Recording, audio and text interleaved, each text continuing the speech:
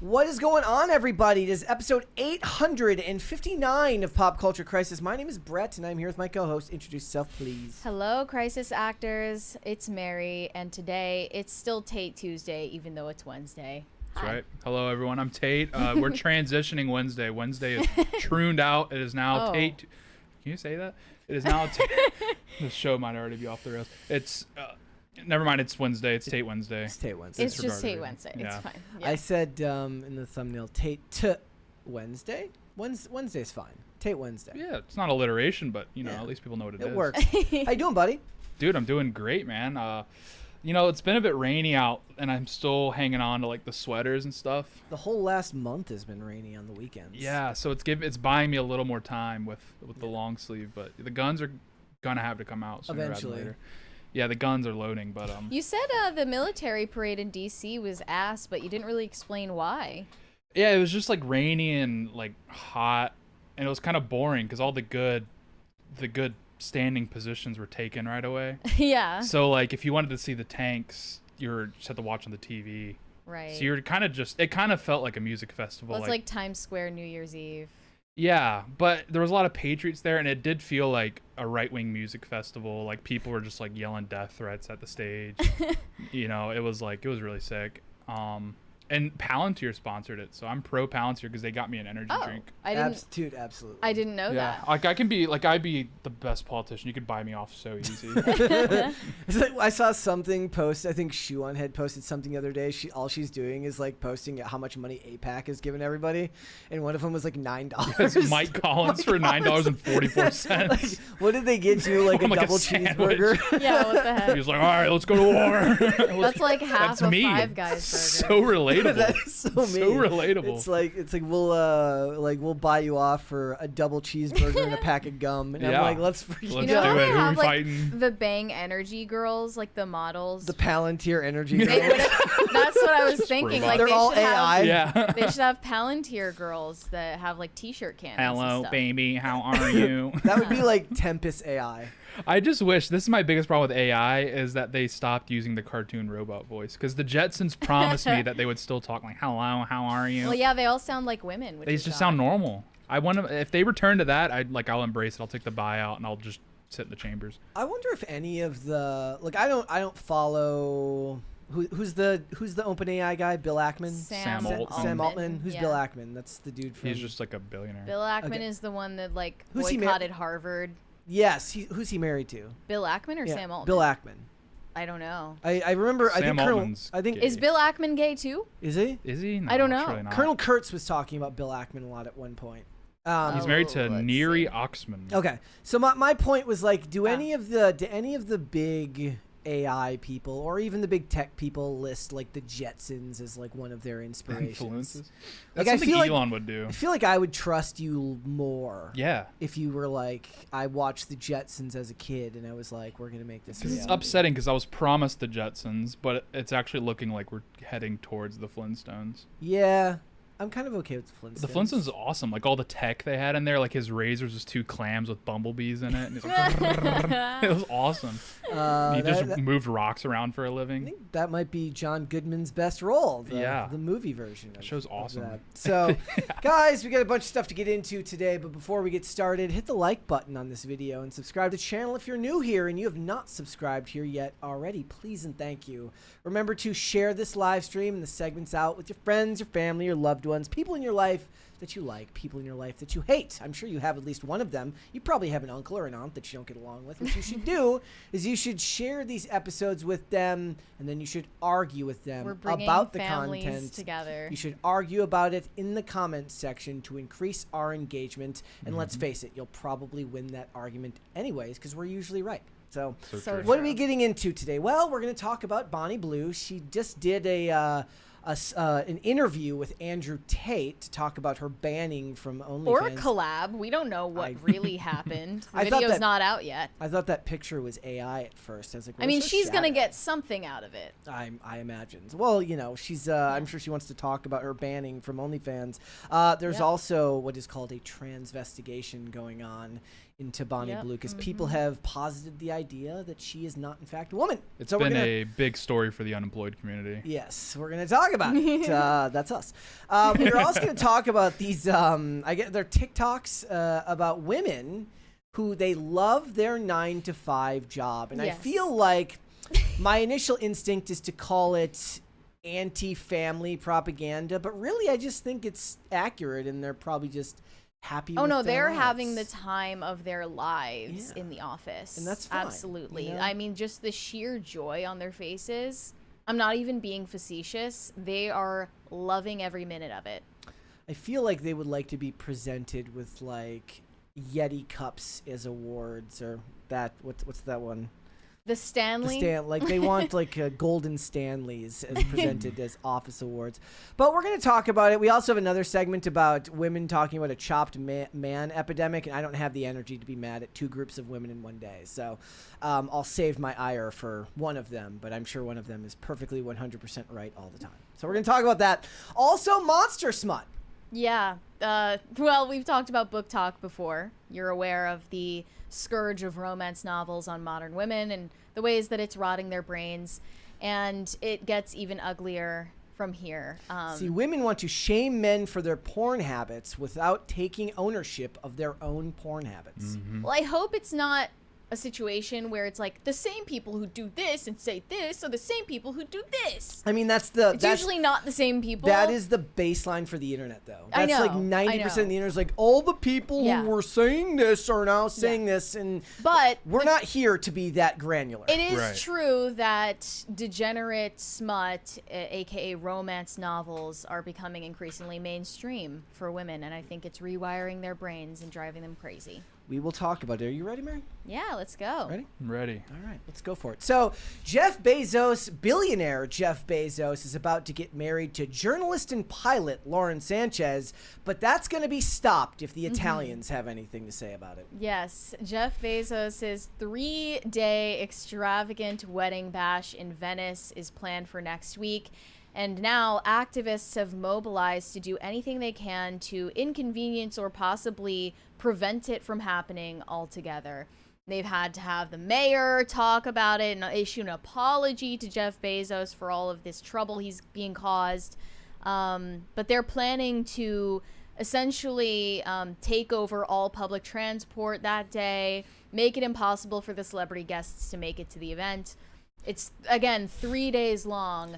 No straight man wants to have a 3-day long wedding. Just throwing that out there. Look, so you're right, but it's still not as bad as a woman celebrating her birthday month. And even worse is a man celebrating his birthday month. I mean, at least other people get to enjoy themselves. If it's not your birthday month. This wedding is the symbol of the exploitation of the city by outsiders, says a 33-year-old Venetian activist affiliated with the quote-unquote no space for Bezos protesters. It's a little play on the Blue Origin Yeah. business that he runs. But they're claiming that Venice is becoming a playground for the rich to the detriment of its inhabitants. So you have a tourist economy, and you're mad that you have a tourist economy. Yeah. He's not the only one. There are plenty of middle-class people who are also tourists in Venice, but they don't have protests It's what these against Euro them. poors don't realize is that their cities are backdrops for our Instagram photos. Yeah. They just don't Yeah. understand. They can't get that through their heads. I'm like, no, we go back home, we do work, and we prop up your economies. In exchange, we get to come there, and we get to, ride on So the that gondola. they can sit around and smoke woo, cigarettes all yeah. day. Oh, yeah. So I read this CNN article that makes protesting in Italy sound positively dainty. What do they do? So... I mean, they have some banners here. Do you have the pictures? Yeah, of the... well, I have the picture here of the banner. No hang space for Bezos. They said that the drawing is like particularly phallic, but pretty much all space shuttles are pretty phallic. Yeah, that's in size. unavoidable. So it says, I love this. It says, after struggling at first to hang a massive no space for Bezos banner, complete with a drawing of an inarguably phallic Blue Origin rocket at the center, a handful of speakers roused the crowd of around 300 Venetians, many of whom were sipping spritzes in takeaway tumblers and smoking hand-rolled cigarettes. This is the most unemployed activity I've ever heard. Like, say what you want about the awful American activists, but at least they get in front of gas-guzzling moving cars and let them Yeah. push them Yeah, backwards. like American activists, I they kind really of- go all in. I used to think that I hated all activists equally, but now I'm not sure. Well, then in if France, that's- they just take their tops off. Yeah, well, yeah, that's like it's like if you want to go protest somewhere, Not you should so probably in go do it Italy. in France. It says. Though the details of the wedding are highly guarded, beyond the rumored $10 million budget, several venues, including the I'm not even going to read the island names because I can't read the island names. They're impossible for me to pronounce.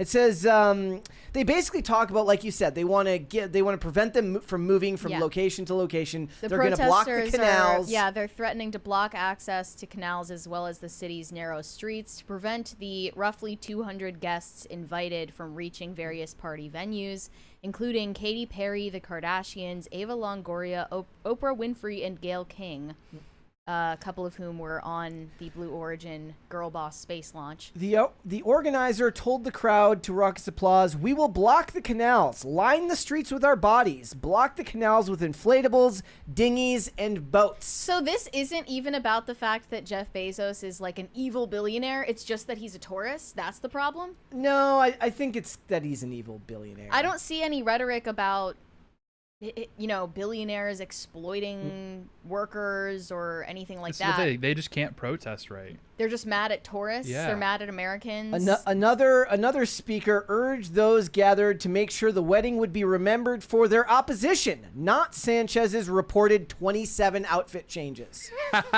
That's insane. See, this is why, like, I'm pro Bezos because, you have these people like Sam Altman, Peter Thiel, and they're these billionaires. And, they're kind of moving mysterious. You don't really know what they're up to.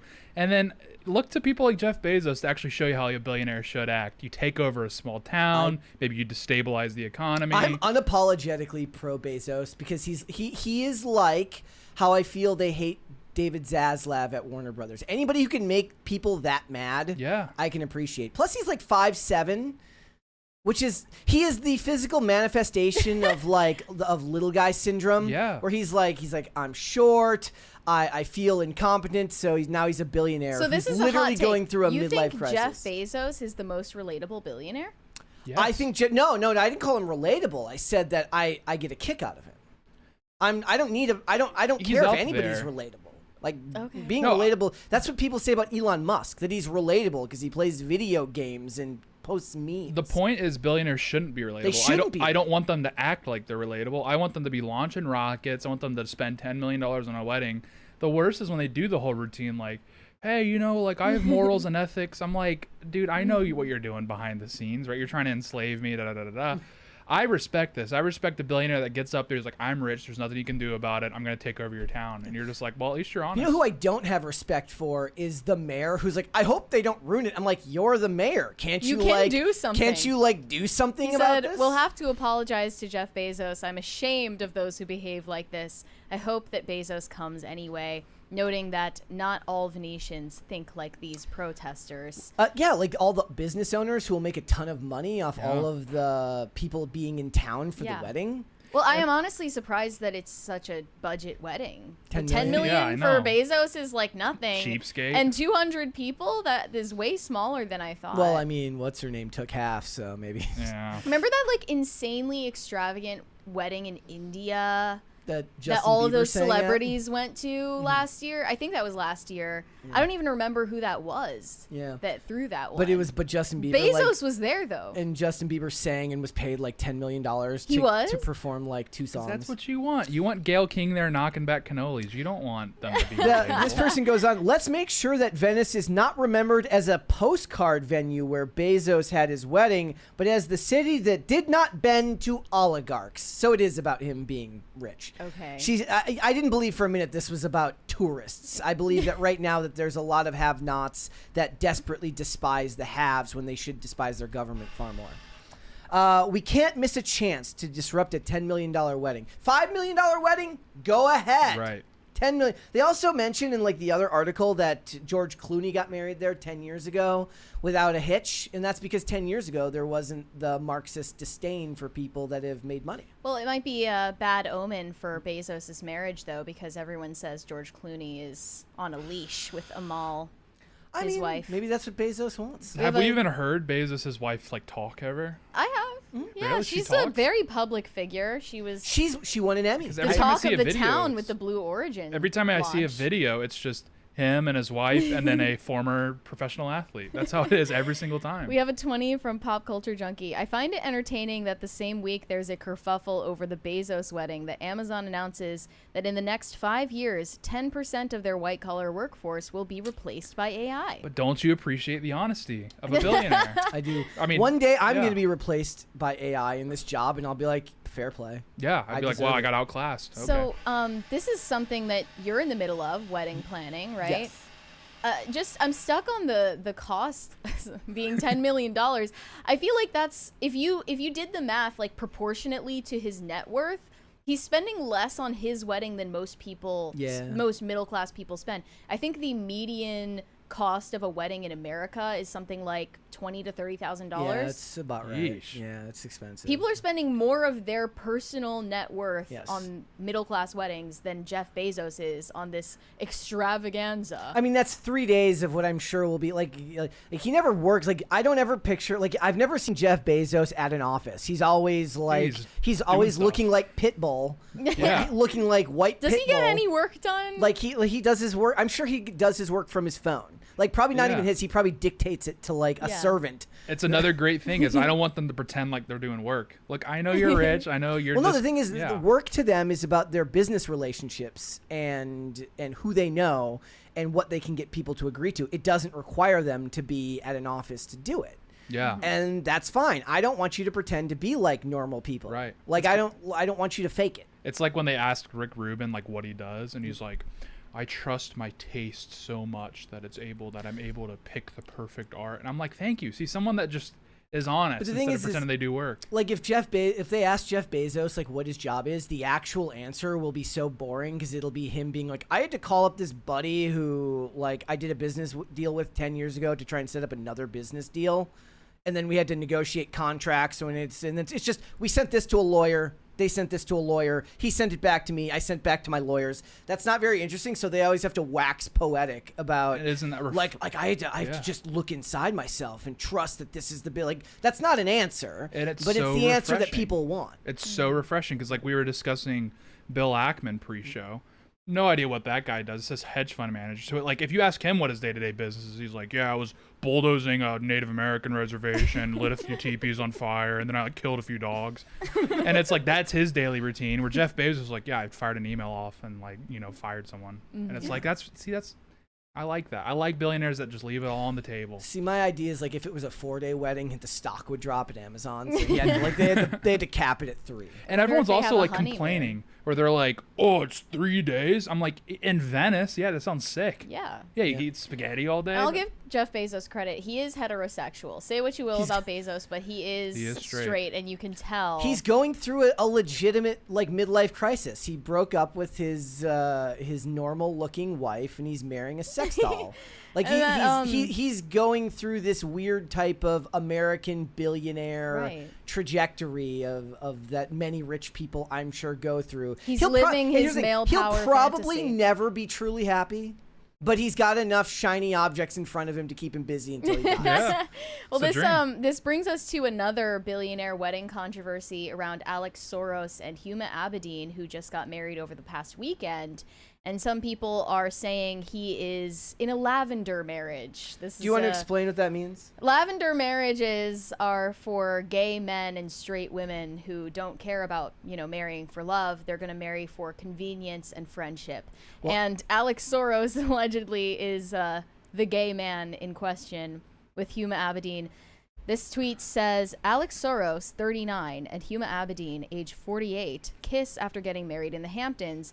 Billionaire straight men do not usually get married to 48-year-old women with kids from a previous marriage. Anthony Weiner, in Huma Abedin's case. Gay or not gay? Do we think Alex Soros is gay?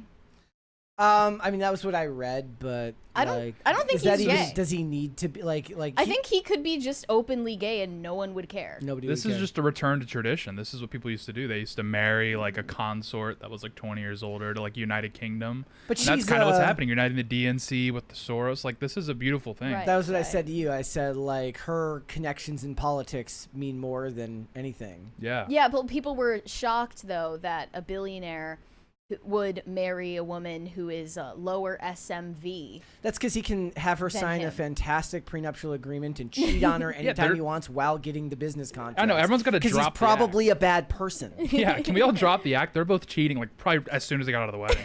Like drop the act. Like these aren't normal marriage people. for show. I just saw that meme again the other day. It's the picture of, or it's the video of Sabrina Carpenter drinking out of the flask. It says Bill Clinton went home to this every night and still cheated. Sickening. But like, yeah, Soros, Huma, they stomp on the glass bottle and they get out of there and they're heading straight to the island. That's what's going on, and that's love. That's in the billionaire world. That's love, and it's kind of a beautiful thing I when do you really think believe about it. that Bezos is in love with Lauren Sanchez. Think From so? those text messages that got leaked, when he said, what did he say? I love you, alive girl. That was kinda real romantic. emotion. Yeah, that's nice. That means. It's super weird, but he really felt that. When I see him on a yacht with Alex Rodriguez, I think, I'm gonna make it, right? It's like relatable. You're like, okay, maybe I have a chance. One day, well, you see those videos. No. Like the thing is, like you see the videos of him when he was like 20, and he's like wearing the sweater vest. Yeah. And like it was pure spite that brought him to where he is now. And that's how every successful person, and if you're out there, if you want to be successful, the way, and I'm just saying this is what I see in successful people, is let the spite fester. Yeah. You need to be angry at the world. You need to have a chip on your shoulder. You need to be fueled by hatred. That's the ultimate way to succeed. I don't have enough spite to be successful. I don't. I do. Okay. Have you been to Walgreens? That'll fire you up. That'll make you want to take over Venice. All right, let's move on. One woman has started a war on TikTok after claiming that we are living in a chopped So as man we're all very epidemic. TikTok sucks. We just so. heard her. She interrupted us. But this is her claim. Men are so ugly these days that when she sees an attractive man in public, it truly makes her day, maybe even her week, because it's such a rare occurrence to see a man who isn't chopped.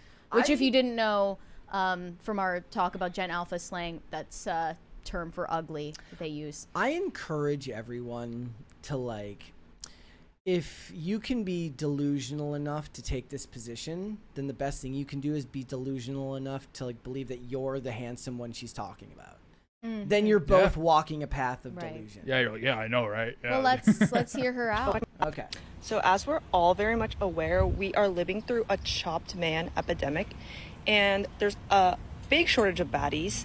It's gone so bad to the point that, like, if I see an attractive man, it genuinely makes my day. I was walking on the sidewalk earlier, and I saw a cute guy in his car, so I waved to him, and he smiled back at me. And obviously he drove away after that. But I was like, oh my God, a cute guy? This was at 6:50 p.m. It's 7:17, and I'm still like, oh my God. And I feel like this is going to empower me through my evening. Like, wow, I actually saw an attractive man today. Like, diamond in the rough, needle in the haystack. Seriously. Okay. And then All right. I should say for those listening rather than watching, she is being called mid by the comments. You one of us, gang. It's always I'm in the fours. Mirror, mirror on the wall. We whatever you say, young man. Yeah, You're in the same league as us. The most brutal comment said all this male on male violence needs to stop. No self-awareness epidemic. Why is this young man talking about cute boys? You're the wrong messenger. God is testing me today. Countless comments like this. It is purely narcissistic, because if it had just been like, I don't see any men and women having earnest moments together, and then I smiled at a guy and he smiled back and there was no mention of being attractive, then every comment would be positive. But it was not that.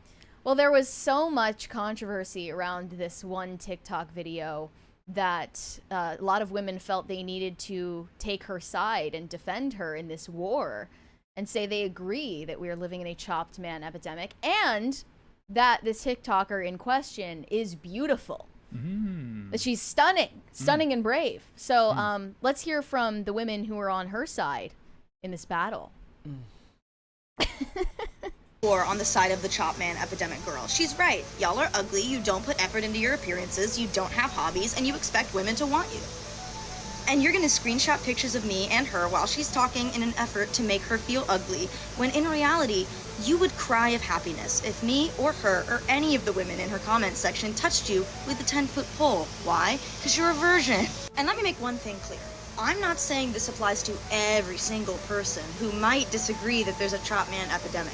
All I'm saying is, men didn't used to have to put that much effort into having an actual personality because they had a bank account. And until the 1980s, women couldn't own those. We couldn't even own our own businesses until the 90s. So you have to put more effort into being an actually cool person in order for people to want to spend time with you. Going and calling every woman you see that you don't like ugly isn't doing your track record any favors. Go read a book or something. I don't know, play a game. That little girl that little boy, I don't know what the deal is.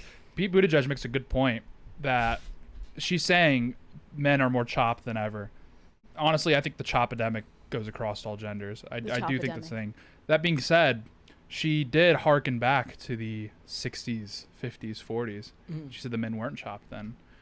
So, which of course she doesn't know because she wasn't alive. Well, And I she think says she's the bank- saying they were maybe chopped, but they But had they had more to money, offer but- because women were oppressed. Yes. And look, whatever her providers. reasoning is, I do agree we need to go back. That being said, everyone is more chopped these days. That is true. Like, have you been on Hinge? I mean, what are we doing here? This is true. It's like a fun house on there. Yeah. So like, yeah, I totally agree that there's a chopped issue. I mean, there's a chopped house now on TikTok. There's a whole this community of chopped people. So it's the Bop House, but for chopped people. Yeah, exactly. And it's huge. There's And like they identify as chopped. there's like so 50 it's crazy. people in there, and it's huge because everyone can relate. And it's a really alarming thing that this chopped up and so I do encourage RFK to really investigate this. I don't know if it's the seed oils or Take that, blue you light. incel. Yeah, I don't know Yeah. what's going on, but And then there was another woman saying the chopped man epidemic girl is pretty and correct. You guys are just gooner brain rotted. whoa. The craziest Shots fired. thing about the war going on against the chopped man epidemic girl is that she's actually quite beautiful. Hello? She's actually quite beautiful. Like, actually, dare I say, more than conventionally attractive. But you guys are brain-rotted gooner freaks. I'm proving her point. You're proving her point. All you guys do is goon. You goon to weird-looking alien plastic surgery messed-up-looking porn stars on Twitter, or freaky little anime characters that look like they're 5 years old. But actually, if my sister was reincarnated as a slime, the character is 14,000 years old, so technically she's over 18. You guys are fucking weird. Normal human women don't have lips so big they look like they could explode if you chewed too hard, and a nose so small that you can't even breathe. Okay? Sorry. You guys are just weird gooner freaks and you don't know how to get off to a normal looking woman because you're so used to weird shit on the internet. And you don't have any hobbies. And the craziest thing is women's standards are a lot lower than you think. All you have to do is maybe go to the gym a little bit, take a shower, and have a nice haircut. And guess what? There are cures to male baldness. There are so many cures to male baldness. You don't have an excuse. Get some rosemary oil, get a scalp massager, and get on Rogaine. You know what I mean? Like, oh, well, they're hating us for things we can't control. Yeah, you can control male baldness. You can control your beer belly, and you can control your off-putting, strange personality that you have because you don't have hobbies. All right, first of all, brain-rotted gooner freaks built this country. Ask George. Like, look at George. Do you think George Washington was a Boy Scout? I mean, What? seriously, like, what are we doing here? George Washington was a gooner? Gooner Dude, he Washington? had wooden teeth. You think that just happens? You think that just happens to you? So she needs to Okay. watch her mouth and read some history. So, it seems like their complaint isn't with men being born ugly. They think that men aren't doing enough to compensate for that in other areas. That was one that they both repeated. You don't have hobbies. You need to get hobbies. I hear men say the same thing about women, like that they don't have enough hobbies. Yeah. And then both- she slams gooning. That's a hobby. And you're supposed to like read a book, get a haircut, I mean, things the- that you can fix about yourself. But you know, you could just as easily say the same thing to women. They just wouldn't be receptive to the message. I mean, the part at the end about having an off-putting personality means that she has zero self-awareness. That's true. And also, she'd be the first person to dunk on Jeff Bezos. He's doing everything. He's taking care of himself. He's groomed. I don't know about his personality. He's rich. Oh, he's not good enough. He's literally, that's personality. He's like buying off We Venice. have a 20 from 420 Funny. I may be ugly, but good personality and Whoa. 8 inches has done me well enough in life. Oh, he's talking about the spine of a book. Yeah, He's Right. saying he that's reads exactly a lot. what he's Right. talking He about. reads a lot. Exactly. Yeah, and given He's the an topic, intellectual. topic that we're going to cover later about women and their reading material, I'd say that they're the good. You're already ahead of the game for sure. yeah. I've been in awkward situations with female friends before, who are talking about dating and, you know, they want to find a guy and everything, and that's perfectly normal. But I don't know how to tell them, like, you have a mustache, you're overweight. Like, Right. how do women receive that type of advice? It's definitely not something that they are generally receptive to hearing. Like, you could improve yourself in some way. That's something that most people these days aren't willing to hear, Like, is that you could improve yourself in some way and you have control over your life. I'm sorry, but like all three of those women, the first one was like an Asian 2, and the second one was a Christina Grimmie creepypasta. Speak and the third on one, it. And the third one looked like Danielle Panabaker drawn from memory. I've So- seen those 3 ladies at a Dollar General. That's all I'm going to say. No, but they believe and that that's they're fine, gorgeous. and that's fine. All of those are fine. Like I say, like I'm not a prize, but I'm not sitting here saying that women should up their Oh, standards. and another complaint that they have about the chopped men and the chopped men epidemic is that these chopped men in question expect to date women who are way out of their league. But then I feel like if you just went outside and interacted with people, you would see the chopped people are dating other chopped people, Yeah. right? Yeah. People tend to just match up with people who are similar attractiveness to them. Well, I mean, doesn't that usually go the other way, specifically for men? Because men with money will date that are not attractive, will have much more attractive girlfriends because they're successful. Sorry, I'll do the ladies' version about that. It's not because he's rich; it's because he's driven and he's successful. It's not that he has money; it's that he's driven and he cares about his career. Yeah. It's not because he has money. Just watch the dating show with the balloons where they pop. As soon as the guy comes, like, "What do you do for work?" "I'm a hustler." I'm and then boom, boom, boom, boom, boom. So he's driven. He's hustling, and as was not good enough. Also, I think what the element that's really at play here is these women are slamming chop men. Okay, even if their points are all correct, coming from another woman, it's not right. It's insulting. Because your friend would be like, "You're fat, you're gay, or you're retarded," and you'd be like, "Yeah, I guess I kind of am." But then when a woman calls you a gooner, that's just like totally off It was limits. like the one when we were talking them on the about with. defense. It was like when Alex Clark was talking about like men, like you should track your woman's period, and I was like, okay, like even if that's true, you're as a guy, the only person you're gonna take that advice from is like a dude who's been married for 20 years. He's like, "Look, you're looking for a shortcut. I've been Well, it married was for." because her advice was not about fertility tracking. No, it was about the advice preventing was arguments. You have to keep track of her menstrual cycle Treat to her like a avoid child. catastrophic arguments and time when you bring up troubling topics in conversation. When a guy brings that up and he gives you that advice, he's like, "Look, I've been married for 20 years. This is a great shortcut to avoid unnecessary arguments with your wife." When a woman tells you that, she's saying, "I don't want to be responsible for my own actions, so you should treat me like a toddler and do the work for me." It's also not normal, I should add, to become a completely If a- different person based on the Yeah. phase of your menstrual cycle. Like, That if a girl's seems like like- a mental disorder. If she's like, "Look, I'm yelling at you and hitting you, but it's because I'm in my luteal phase." But like, to your point, this is a message that is better received by men from another man, and there's no shortage of content from male influencers talking about self-improvement and fitness and reading books and having hobbies, okay? and none There's of no these- shortage of that. None of these women are doing it to give you advice in good faith. No. They're doing it Yeah. to be mean. And Yeah, it'd be yeah. even worse if it was a hot woman saying that. Because at least, like, you know, they're kind of chops. You're like, okay, well, she's familiar with the community. But when it's like a really attractive person telling you, like, "Hey, that's punching down. That's not right." Yeah. Well, she also followed up with a couple more videos where, first off, she said, that flirting from chopped men is called jump scare flirting. And That's actually really funny.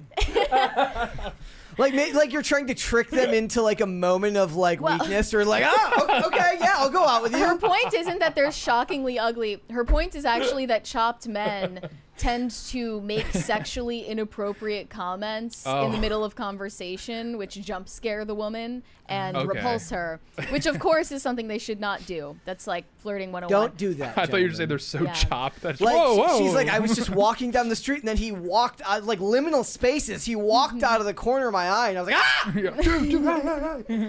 And she's also identifying herself as a scientist who is investigating and studying the chopped man epidemic. And she gave a case study of herself of how she went from chopped to not chopped. And it involves, you know, outfit change, good haircut. You know, she's wearing makeup at the end of the video.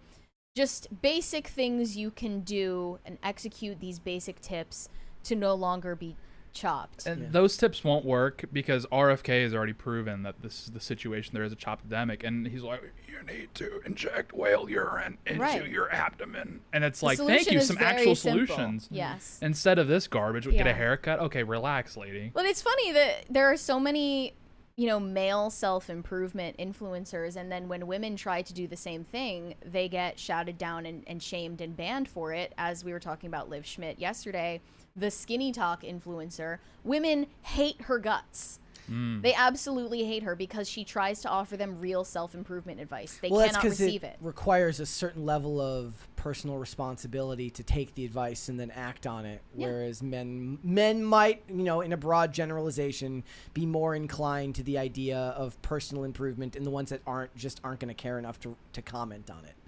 Because they're not talking down to them. Guys will comment on those types of comments if it's from a woman and it feels like they're being talked down to. But in general, women will feel like they're being talked down to from men and other women. Well, do you think that people having overly inflated standards for dating is a non-sexed issue? Yes. Like it's happening among both men and women in the dating pool? It's happening. I mean, because people are like, so when the birth rates dropped in the West, they're like, oh, it's economics or whatever, environmental maybe. But then you're seeing birth rates tank in India, and they don't have any of those factors. And I'm like, it's because they're on TikTok and they're seeing very attractive women. What are you going to do? Marry, you know, like your neighbor? People's brains. Everybody feels like they're entitled to more. And everyone's sitting there scratching their heads like, oh, maybe it's maybe there's something in the water. I'm like, no, it's so obvious what's happening here. Because if you've like dated, if you're in that world, you think you elevate your standards because that's what you're seeing on your phone, and you're like, oh, well, I could have that. Like, that's 100% why the birth rates are dropping in third world countries. So it's like, yeah, I don't know. Maybe we should take people's phones away. I think that the or show them more chopped women. The common sense take here is that there is a generalized chop epidemic that is affecting all of society, not just men, not just women. That's 100% true. And everyone could do with a little bit of self-improvement. Yeah, just go to the DMV. You'll see the chop epidemic on full display. Okay, all right. Or CVS. Or CVS. Walgreens. All right. Let's. What would you guys like to see? Cringe or cute of the day first? It's up to you, Tate. Cringe. Cringe first? All right. It says bros.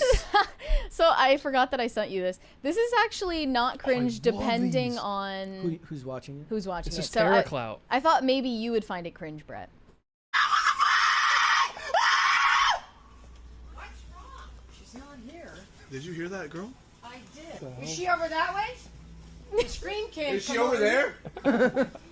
This over on this side. It was a woman. It was a woman, right? I think it came from more over here. She's probably hiding you guys, but I would. Yeah, I hate it because it's content farming, awesome. And like all of these people. I knew you would hate it. All of these people are like in the middle of their day and have now been turned into like buffoons for this dude. They're calling it ranked unemployment. This dude who like to this day gets misgendered when he gets a cold call. This guy's been doing this for like a year or two. There it is.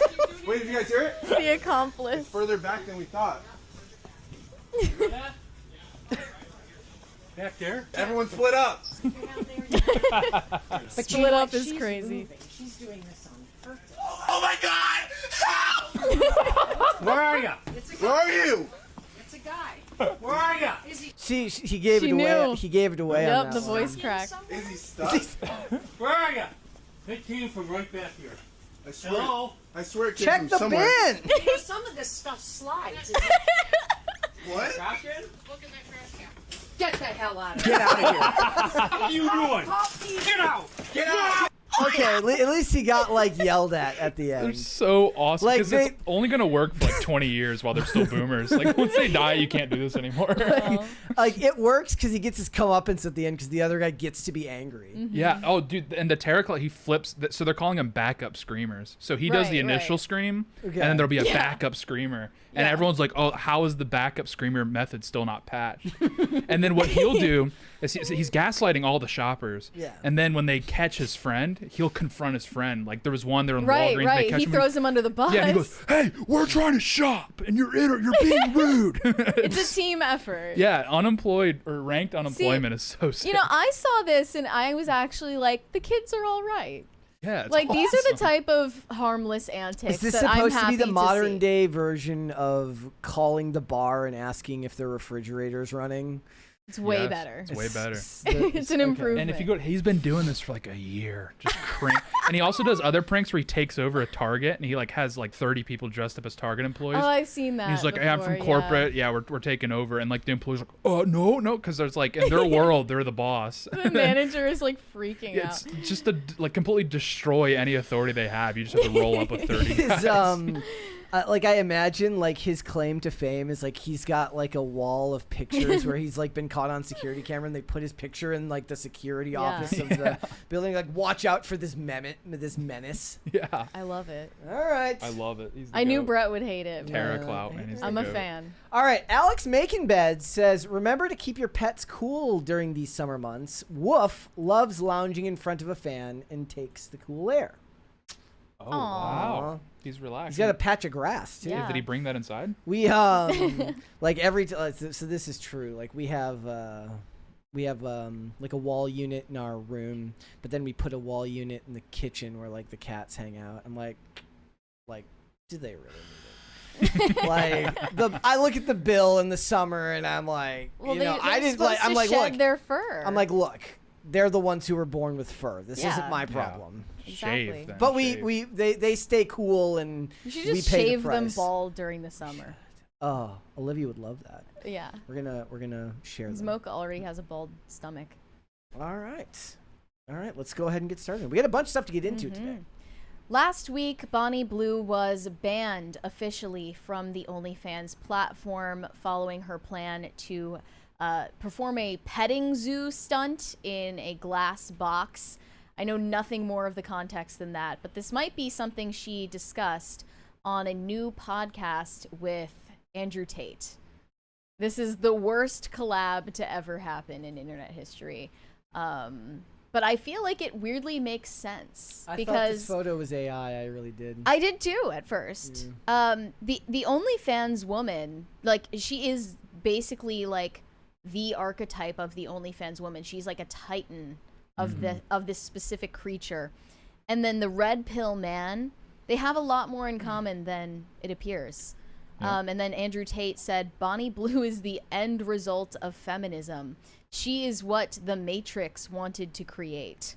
And I guess that is why he decided to interview her. He said they have more in common. He's like, hey, you look like I'd have turned you out 10 years ago. She's like, hey, you look like you would have turned me out 10 years ago. So the episode isn't out yet, but another thing I hope they discuss is the ongoing transvestigation of Bonnie Blue. Many that's gonna people come up? have posited the theory that Bonnie Blue is actually secretly a Bonnie man Blue is in a past not life. 25, and I I hate have proof. TikTok. Hold I've seen on. at least one other What's clip. happening? TikTok is the worst desktop app. Like it automatically It starts sucks, playing. yeah. This was actually predicted by an ex-user earlier in May, saying Bonnie Blue is actually a trans woman.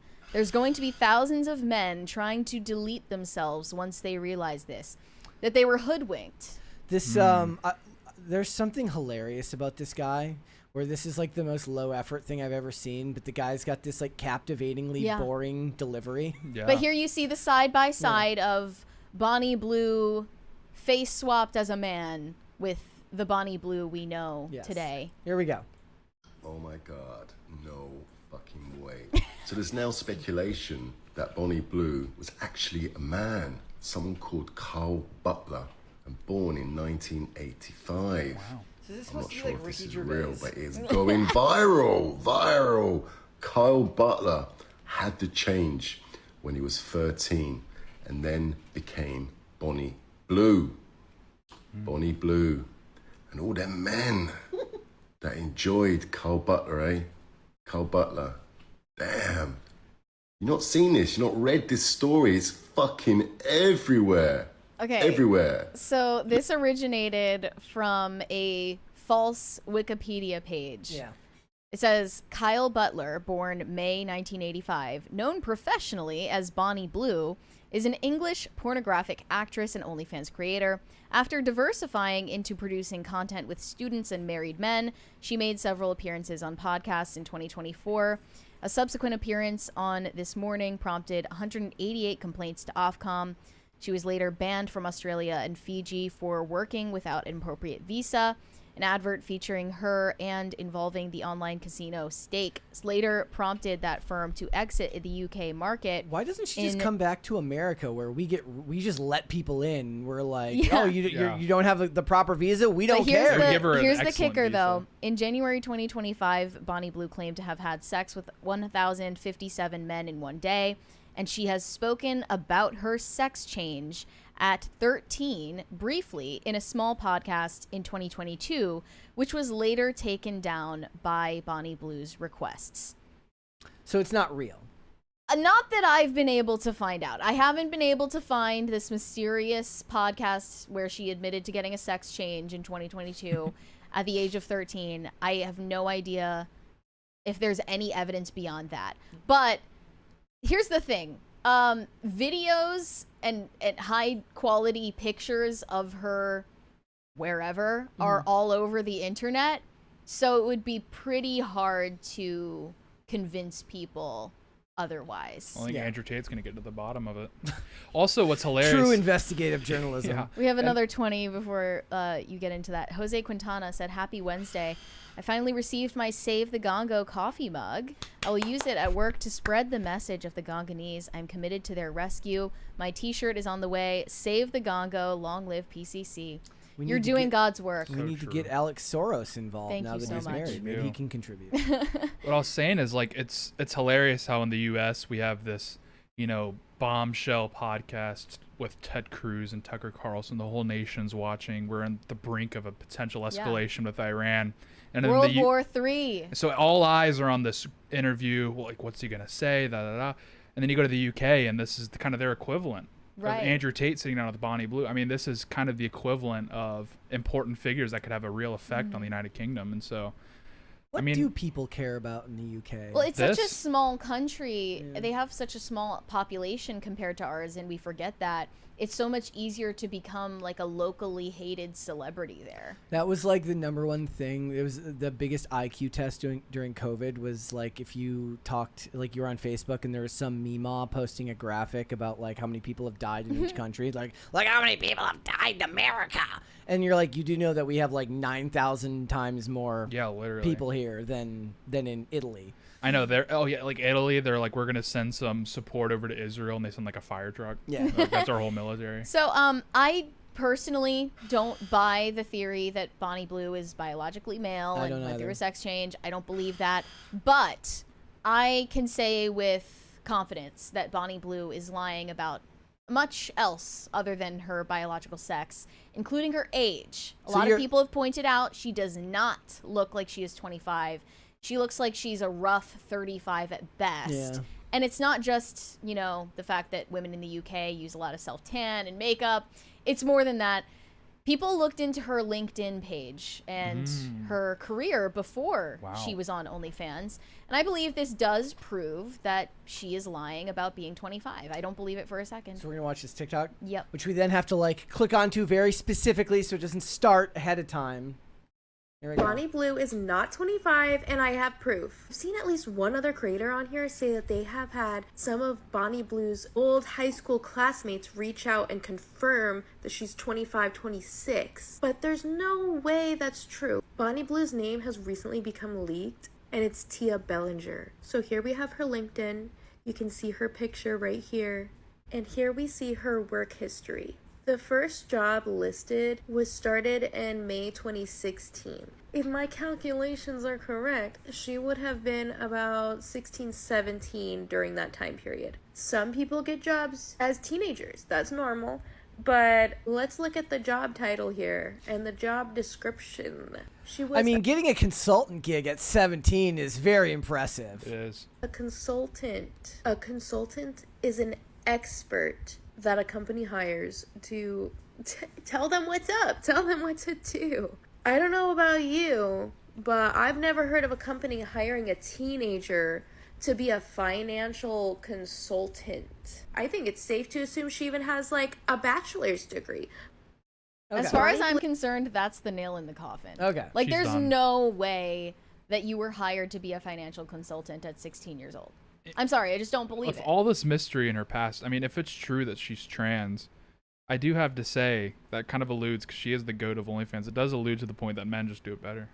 She lies about everything. We're even taking over your OnlyFans. That's just how we do it. As fellas. She lies about everything. She lies about her stunts. She she's makes English, so she might just look like that. She pretended to get arrested last week. Yep. Like, why would we believe her about anything else she says about her personal She's a genius life marketer. or history? Well, no, the thing is, like, Let alone her job. age. Her job isn't to try and fool you.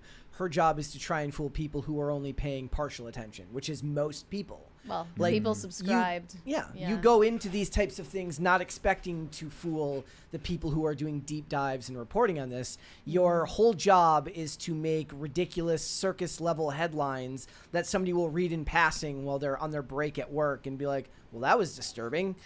And it kind of just sits in the back of their brain somewhere. I also did some digging about her previous marriage because there's very little known about her personal life and what she was doing with her life before OnlyFans. It's like she just popped out of nowhere one day. So Tia Billinger, her real name, married Ollie Davidson back in February 2022, about a year before she signed up to OnlyFans. The couple reportedly separated a while back and are in the middle of getting divorced, but are still legally married.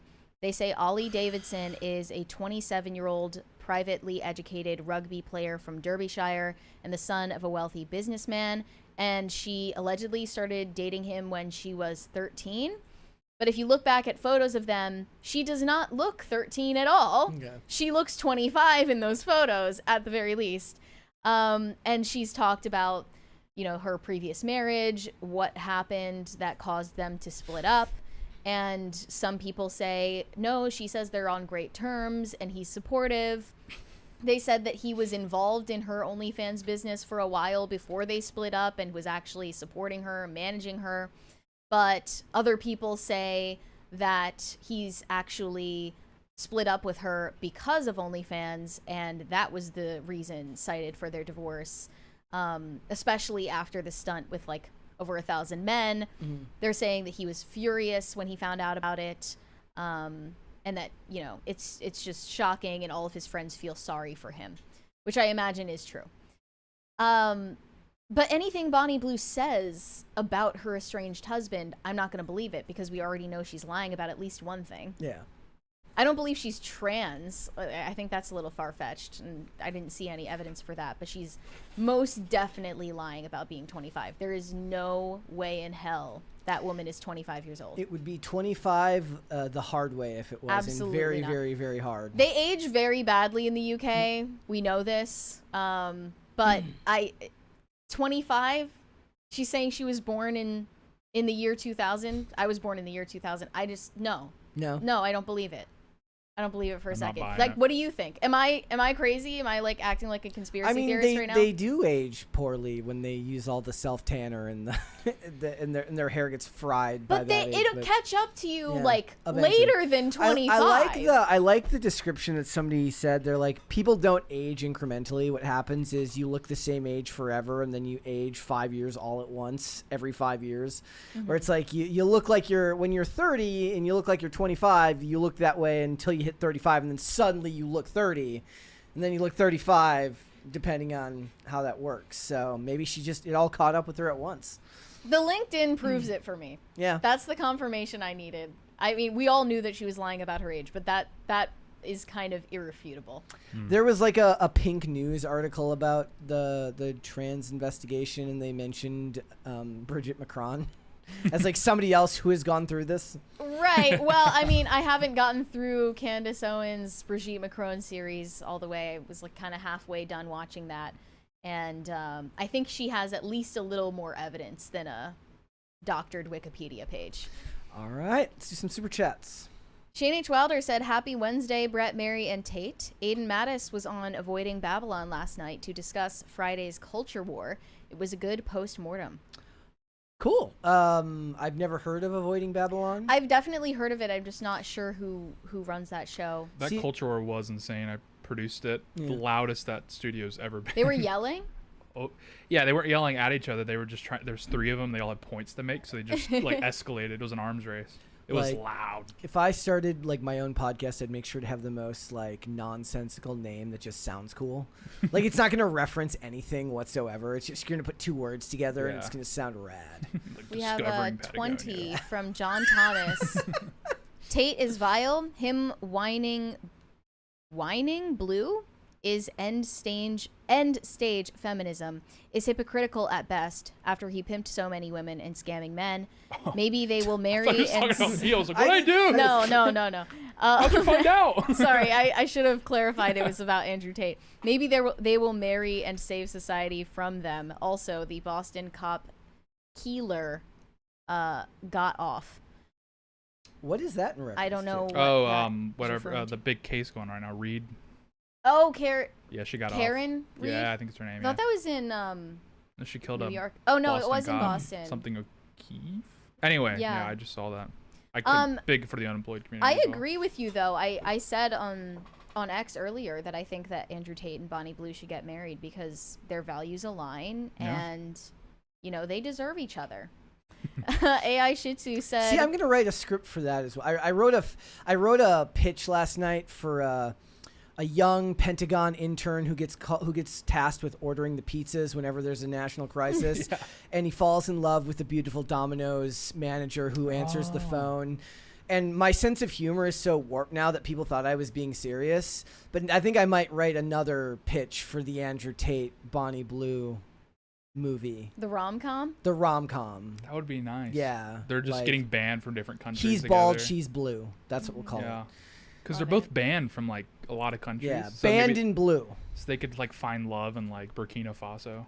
It would be good. I'm gonna write that movie though. Just do it. And then like in part 2, it turns into a franchise where she was actually a member of like the CIA, like, and she was tasked with like getting the guy. From the MI6. Pentagon. Yeah. Well, because in my version, he falls in love with her because she's deeply anti-war and he joins the Peace Corps. But really, everybody knows the Peace Corps is just a front for the CIA, anyways. And she's like at like 3 days into their Peace Corps mission, she's like, by the way, I have to let you in a little secret.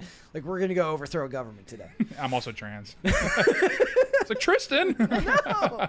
Love how your brain works. Yeah, can you please get that? I need that desperately. Get to work on that. Let's do one more. AI Shih Tzu said, Mary, you do fashion commentary. I got my wife yellow leathers and Japanese imported Asics shoes to match Uma in Kill Bill for Ninja Bike.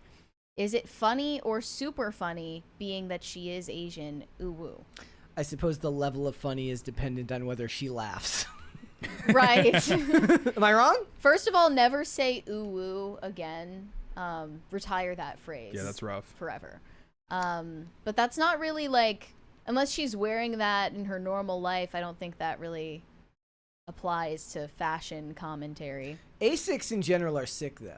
I imported Asics is the next level. I don't own any, but like it's one of those ones where every time I see the price for a pair that are like at like a vintage store or at like the reprints, like they're always really expensive. So I'm not gonna spend the money. He'll ask an old guy about that and be like, "Well, are you tracking her cycle?" Do one more. Enlightened Fool said, "Let's go." Thanks, Mario. All right, let's hold off on the rest and we'll continue after. Women are absolutely obsessed with living the corporate 9-to-5 office job lifestyle. And they're bragging about their laptop jobs on TikTok. This is a new trend that they're hopping on. and explaining all of the reasons why they adore their corporate jobs. Most of them don't have to do with the job itself. It's about the ritual of waking up in the morning for your work day, putting on a cute little outfit, doing your hair, walking to work, grabbing a little coffee, maybe a matcha, and, you know, yapping with your coworkers when you're supposed to be working. Just like having time with the girlies. So this was a post that went viral on X yesterday, showing a couple of examples. One of them said, unpopular opinion, I love my 9-to-5 corporate job.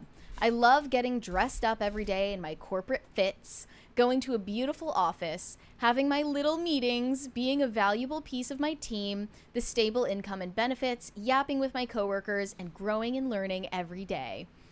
And the second one says, maybe I am brainwashed, but I genuinely love my corporate job.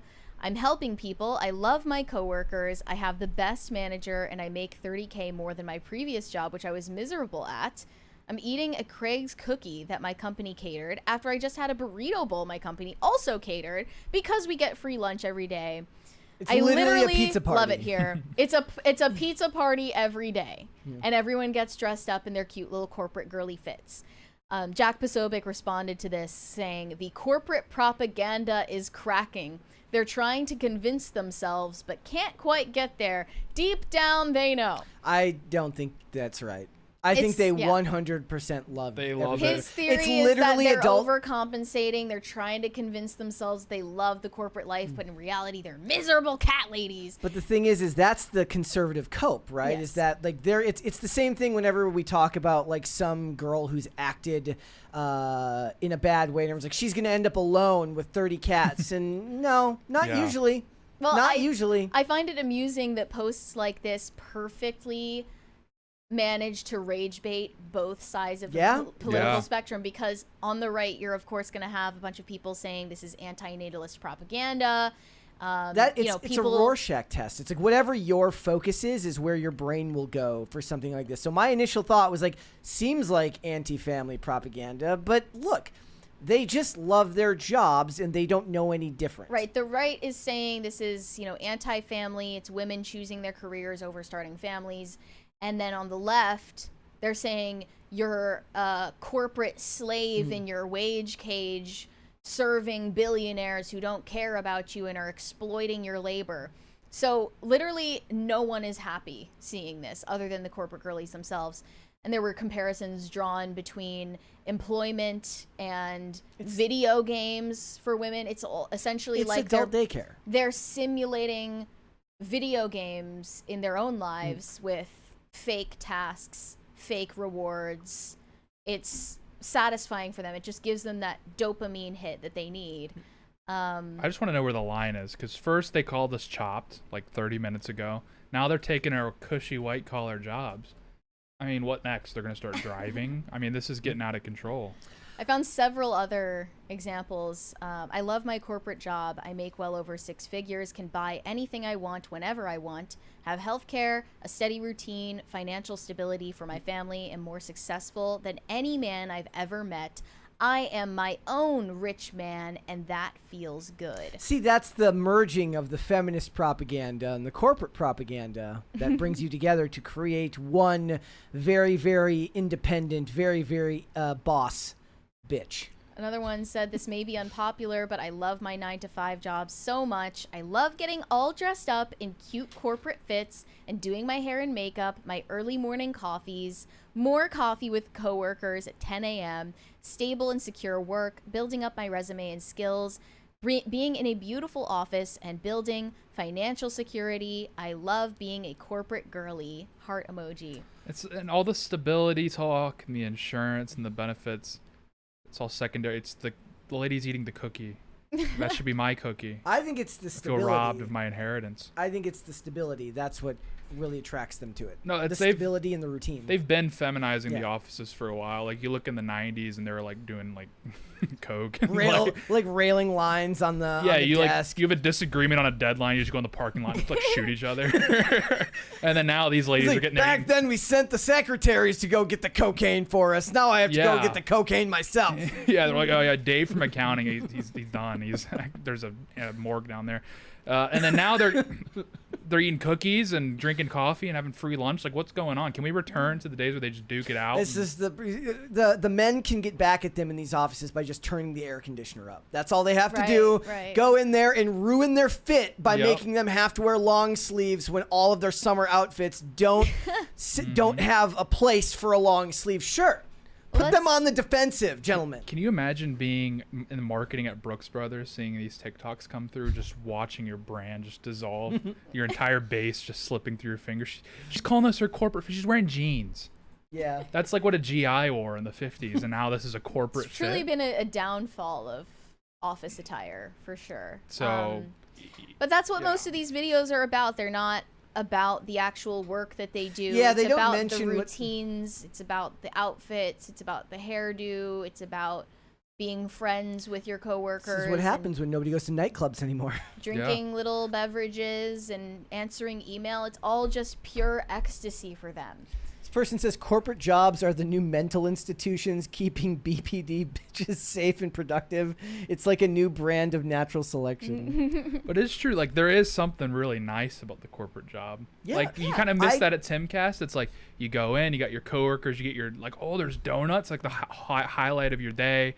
You, like, look over, someone sends, like, an email, and you're like, can you believe this guy? Oh, what an idiot. What a moron. I tell it's awesome. her all the time. Like, the guy who makes the videos, the boring videos of him getting up and going to his 9-to-5 job.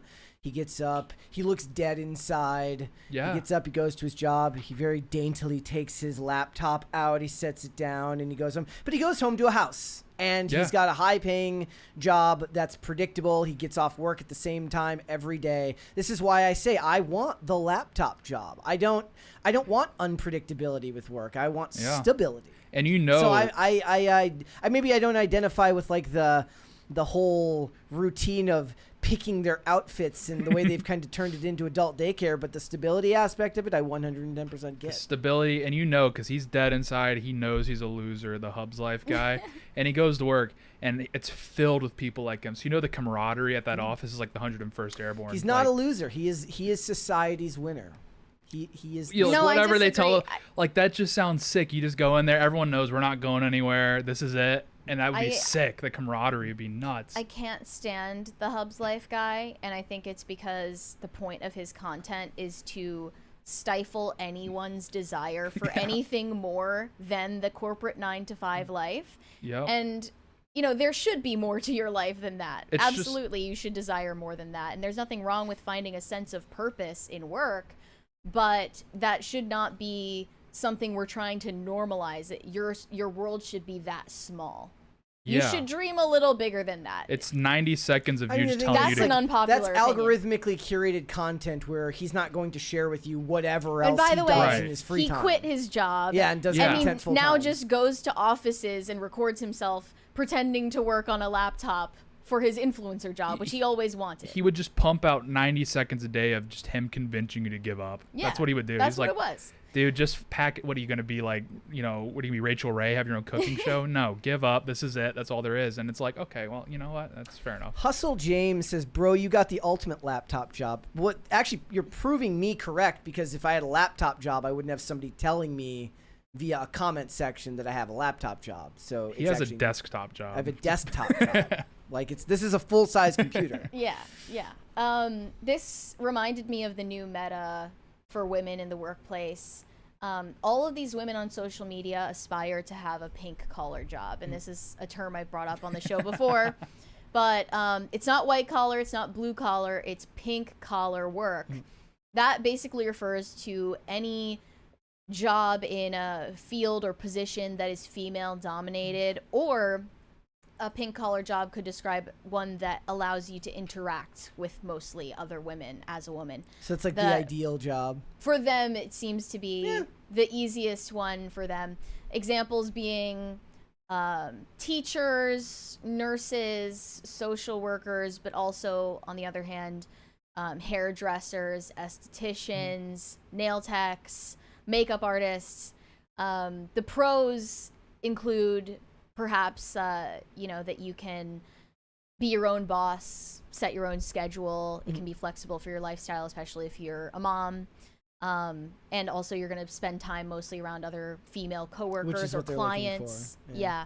But the cons, they say, are that these jobs are they're considered less impressive or respectable by society.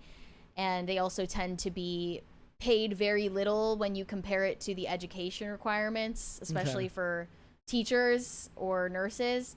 And also they mentioned that these are the types of jobs that are made into sexualized tropes, especially in the case of teachers and nurses. So there are downsides for sure. But the corporate job, the average corporate job, is kind of turning into a pink collar job, even though it isn't in any of those fields, because the workplace is becoming female dominated, academia is becoming female dominated. So no matter where you work, it's kind of going to be a pink collar job in the future.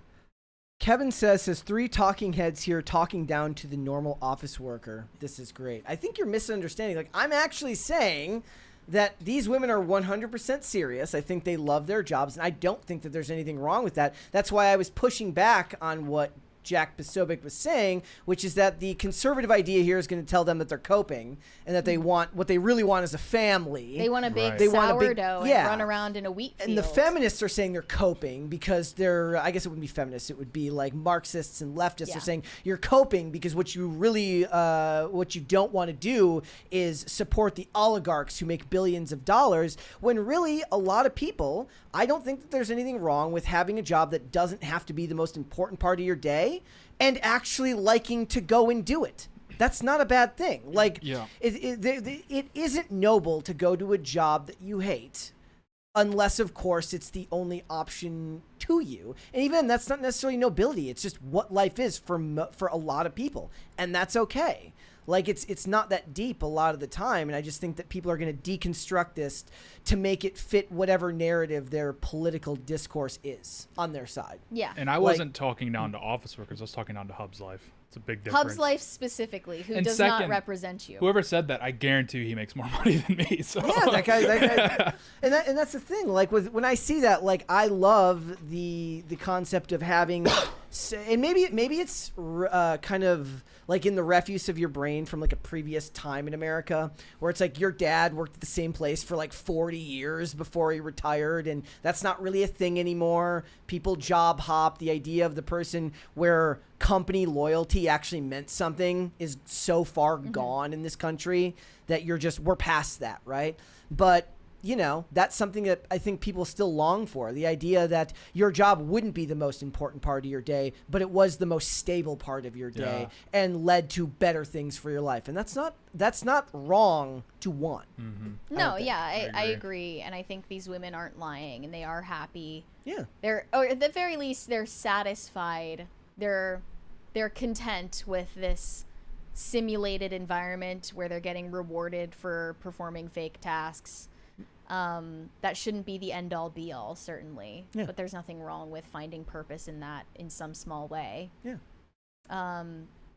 But, you know, I think that women excel in these environments maybe more than men and don't end up having a midlife crisis over it for the same reason that they are excelling in academia right now compared to men. They're making up the majority of college campuses at this point, and they're earning more than men increasingly, and it's because they enjoy being given little tasks and having a very stable set routine. Not all of these office jobs are incredibly stressful, exhausting jobs.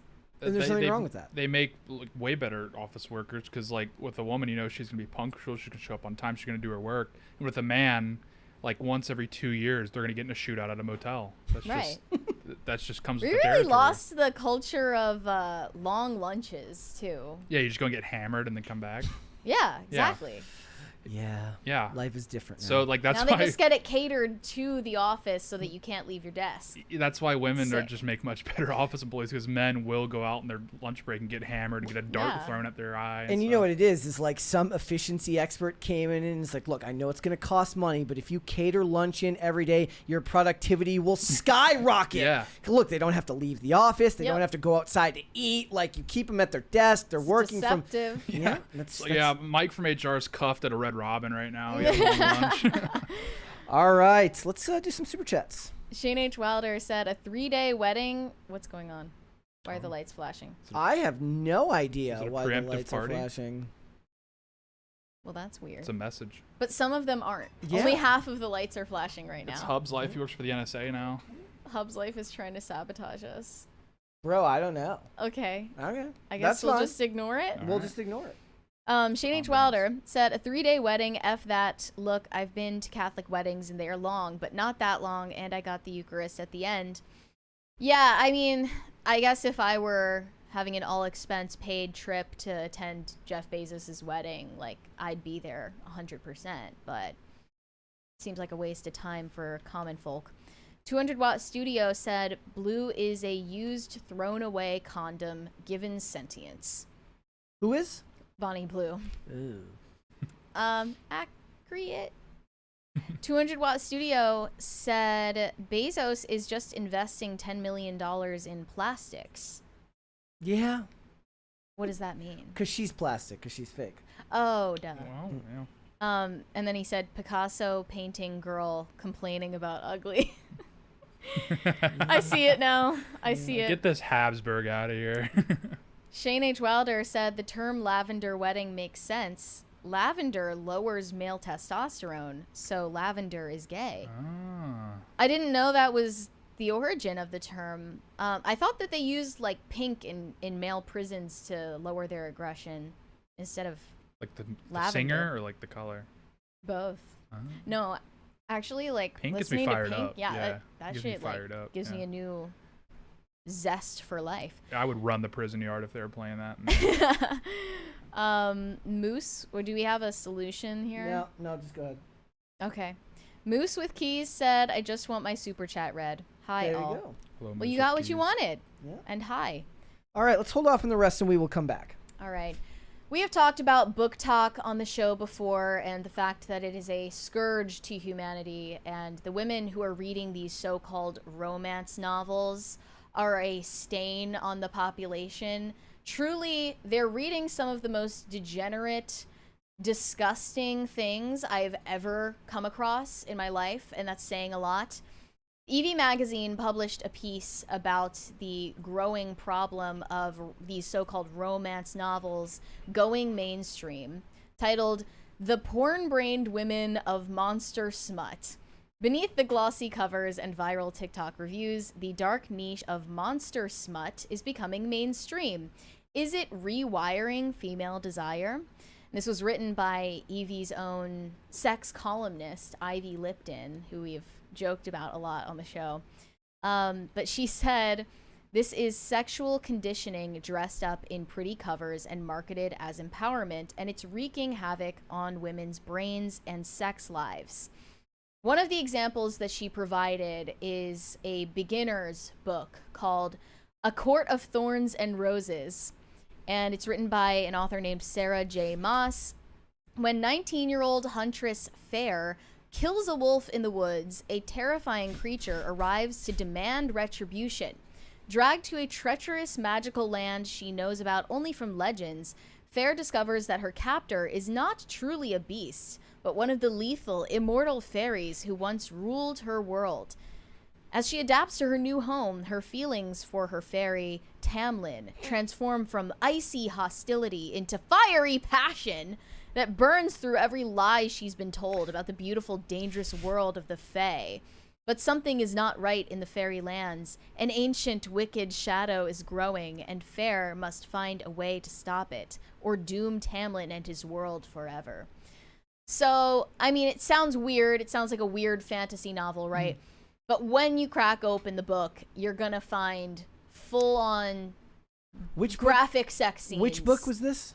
It's called A Court of Thorns and Roses. That's the one that was labeled like entry level. This one is just entry level monster We smut. haven't even gotten to the milking farm yet. Milking. We have not even gotten there yet. But the themes are creatures, demons, dungeon rituals, and women being claimed and bred by non-human creatures, a la The Handmaid's Tale, which of course is totally not an erotic thriller series. These aren't niche fantasies. They are massively successful and celebrated openly, with millions of women raving online in TikTok monster smut reviews. So, one of the worst examples cited here is a book called Morning Glory Milking Farm. Here, I'm going to show you. And you can see the cover. The here. art is my favorite part. It's the worst art I've ever seen for a book cover. Oh, God. Yeah. Not even just the subject matter, but the actual art is just bad. Yeah, so you see here, it's some sort of mythical bull minotaur creature embracing a woman who is wearing a milkmaid dress. They're like, look, what, Beauty and the Beast is bad now? That's what they're going to tell you. They're going to be like, exactly. look, I read Beauty and the Beast. Right. It was fine. They're going to draw a false equivalency between the two, but that is not going to fly. So I just want to read through the synopsis here because it's pure gold. It stars Violet, a typical down-on-her-luck millennial, mid-20s, overeducated, and drowning in debt, on the verge of moving into her parents' basement, when a lifeline appears in the form of an unconventional job in neighboring Cambric Creek. She has no choice but to grab at it with both hands. That's a little bit of foreshadowing for you. Get it? Morning Glory Farm offers full-time hours, benefits, and generous pay with no experience needed. There's only one catch. The clientele is grade A certified prime beef with the manly, meaty endowments to match. Hands-on work with minotaurs isn't something Violet ever considered as a career option, but she's determined to turn the opportunity into a reversal of fortune. When a stern, deep-voiced client begins to specially request her for his sessions at the farm, maintaining her professionalism and keeping him out of her dreams is easier said than done. Violet is resolved to make a dent in her student loans and afford name-brand orange juice, and a one-sided crush on an out-of-her-league minotaur is not a part of her plan, unless her feelings aren't so one-sided after all. My favorite part is that this is a world where minotaurs and student loans exist together. Yeah. Like one of the things that I don't think they ever got into in Harry Potter, like, did any of the Harry Potter kids ever have to, like, go into the dark arts because they took out loans to go to Hogwarts? Like, did any of them resort to a life of crime? Was Voldemort like, look, I'll pay you good money to, like, hate other wizards, and you can pay off Dumbledore for all your years of magic training? This is no Hogwarts. And in case you didn't pick up on the hint there, we're not talking about milking cows. Nope. There's another type of milking involved here. And, you know, it's just ridiculous because you will criticize the material these women are reading and openly talking about, their full names and faces on these reviews on Amazon. And they will say you're actually being judgmental and you're shaming women for having a passion for literature. Mm-hmm. But to say that you have a passion for literature when in reality you're talking about smut is the same thing as a man saying he's a cinephile and he spends 3 hours a day watching Pornhub. There's no difference. They mentioned that in the, obviously, in the article. The one difference you could draw is that the videos that are on Pornhub involve actual people instead of just words on a page. And those have their own ethical concerns, right? The fact that people are exploited and, you know, there's a lot of, like, trafficking and crime. But if we're just talking about the material these people are consuming, it's not literature. It's porn. It's just written porn. And it's being sold in Barnes & Noble in its own section. And it's gone fully mainstream. And women are expecting to not be shamed for this because we live in a sexually liberated society. And they're just living out their fantasies. And you have no right to decry them for this. And they're actually highbrow because they're, you know, literature aficionados at this point. I want to show a TikTok of a woman introducing her husband to Morning Glory Milking Farm. Oh. A lot of these women are in relationships or married, sadly. Here we go. He reads finance and sci-fi books, and so I think it's about time that I introduce him to some real literature. So the first book that I would like to introduce you to is called Morning Glory Milking Farm. Oh no. Here's a vision. To be fair, she at least seems to understand that this is not highbrow literature, and she's saying so in jest. Okay, well, she already read it, and I don't think she was just reading it. Here we go. I think she was reading it with one hand on the book. For you? You've read this book? I have. What do you think it's about? I think this young maiden may run a dairy farm here, and is there a bowl of some sort on this farm? Close. So, the book starts off with a woman, and she's down on her luck, and she sees a job advertisement for a milking farm, and it's not a normal milking farm like with cows. What it is it's big, bulky minotaurs, and it's a special type of milking, if you know what I'm talking about. Basically, these minotaurs, they come into this farm, and it's split levels, and they sit in this chair with their thing through a hole like above. And the workers, this woman, the maiden. Is she the only worker? There are several workers. She milks them. It's pretty formal process, right? And then once they're nearing their end, they have what is essentially a vacuum. And they take this vacuum and they stick it on. And it will collect everything, and it will put it into essentially what I imagine is like a milk jug. That's the process of the milking. I did want to explain that to you. It's very important to the story. Is she the only worker? There are several workers, because bull juices are a really good like male enhancement vitamin. And so that's this is like a commercial enterprise. It's a commercial enterprise. Yeah, I should have led with that. Yeah. Are they like fully sentient? Like they are like? Yeah, they talk. They have jobs. They wear clothing. They just. They're going into their 9 to 5. Yeah, and there's different names for them. So there are the clock watchers. Those are the men who are like coming in on their lunch break. There are the good little cows. Those are the ones that it's like they're like really into it. And then there are what was it? I think it's called the super milkers or something. Those are like the ones that have a lot of milkers product to supply. My imagine what the reaction would be from a wife whose husband comes to her with his laptop and says, "Look at this porn video I was watching." Yeah, he's like, "Look, honey, so this is a stepbrother. Well, and this is his stepsister, and she's stuck in the dryer." Yeah, I don't think that like the wife would take very kindly to that, and I don't think that it would be a gigantic punchline for people to laugh at. No, he's being cucked in this video. She also led with he usually reads his like finance books, so he went from like Rich Dad Poor Dad to Moo Moo Milk Farm or whatever.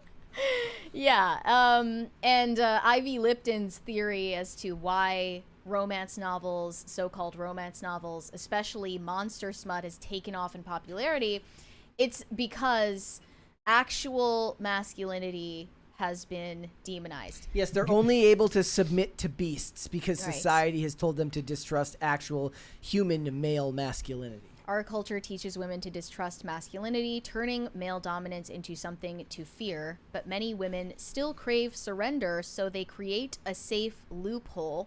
If the dominator is a monster, the risk is gone. There's no vulnerability with a fairy king or demon lord because they aren't real. The fantasy becomes a coping mechanism for women unwilling to trust real men. But here's the thing, it's not safe. And she goes on to explain the fact that obviously by consuming this type of content, you are rewiring your dopamine receptors, and this is going to be the only thing that can excite you or arouse you anymore.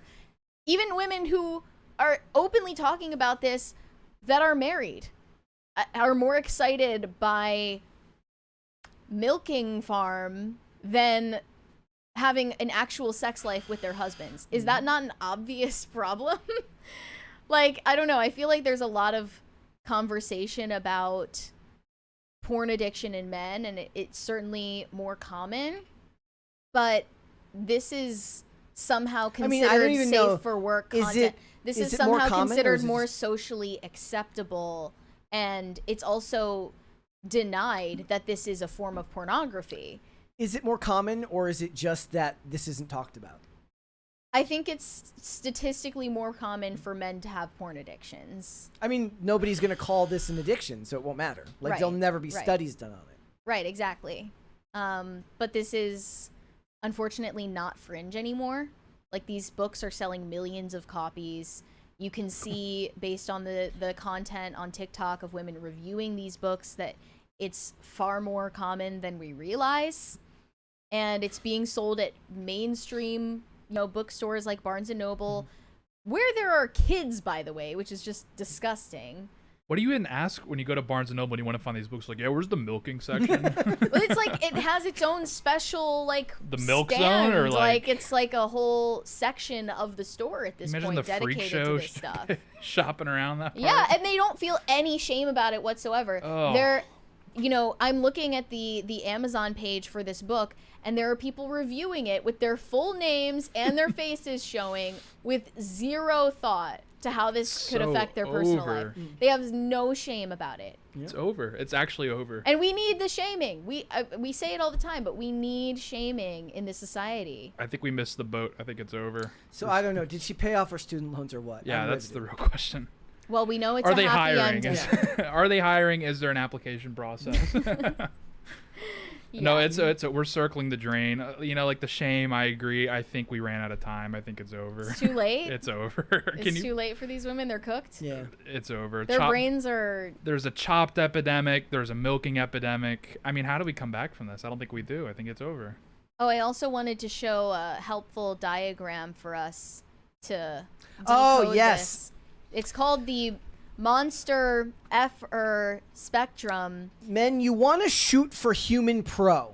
The Barbot scale is actually named after the author of the original Beauty and the Beast, because some women equate Morning Glory milking farm with Beauty and the Beast. Yep. A story made for children. So human, it says these characters are humans without any extra supernatural gifts or abilities. Human Pro, so it's like when you get like the Pro package on your streaming service with no ads.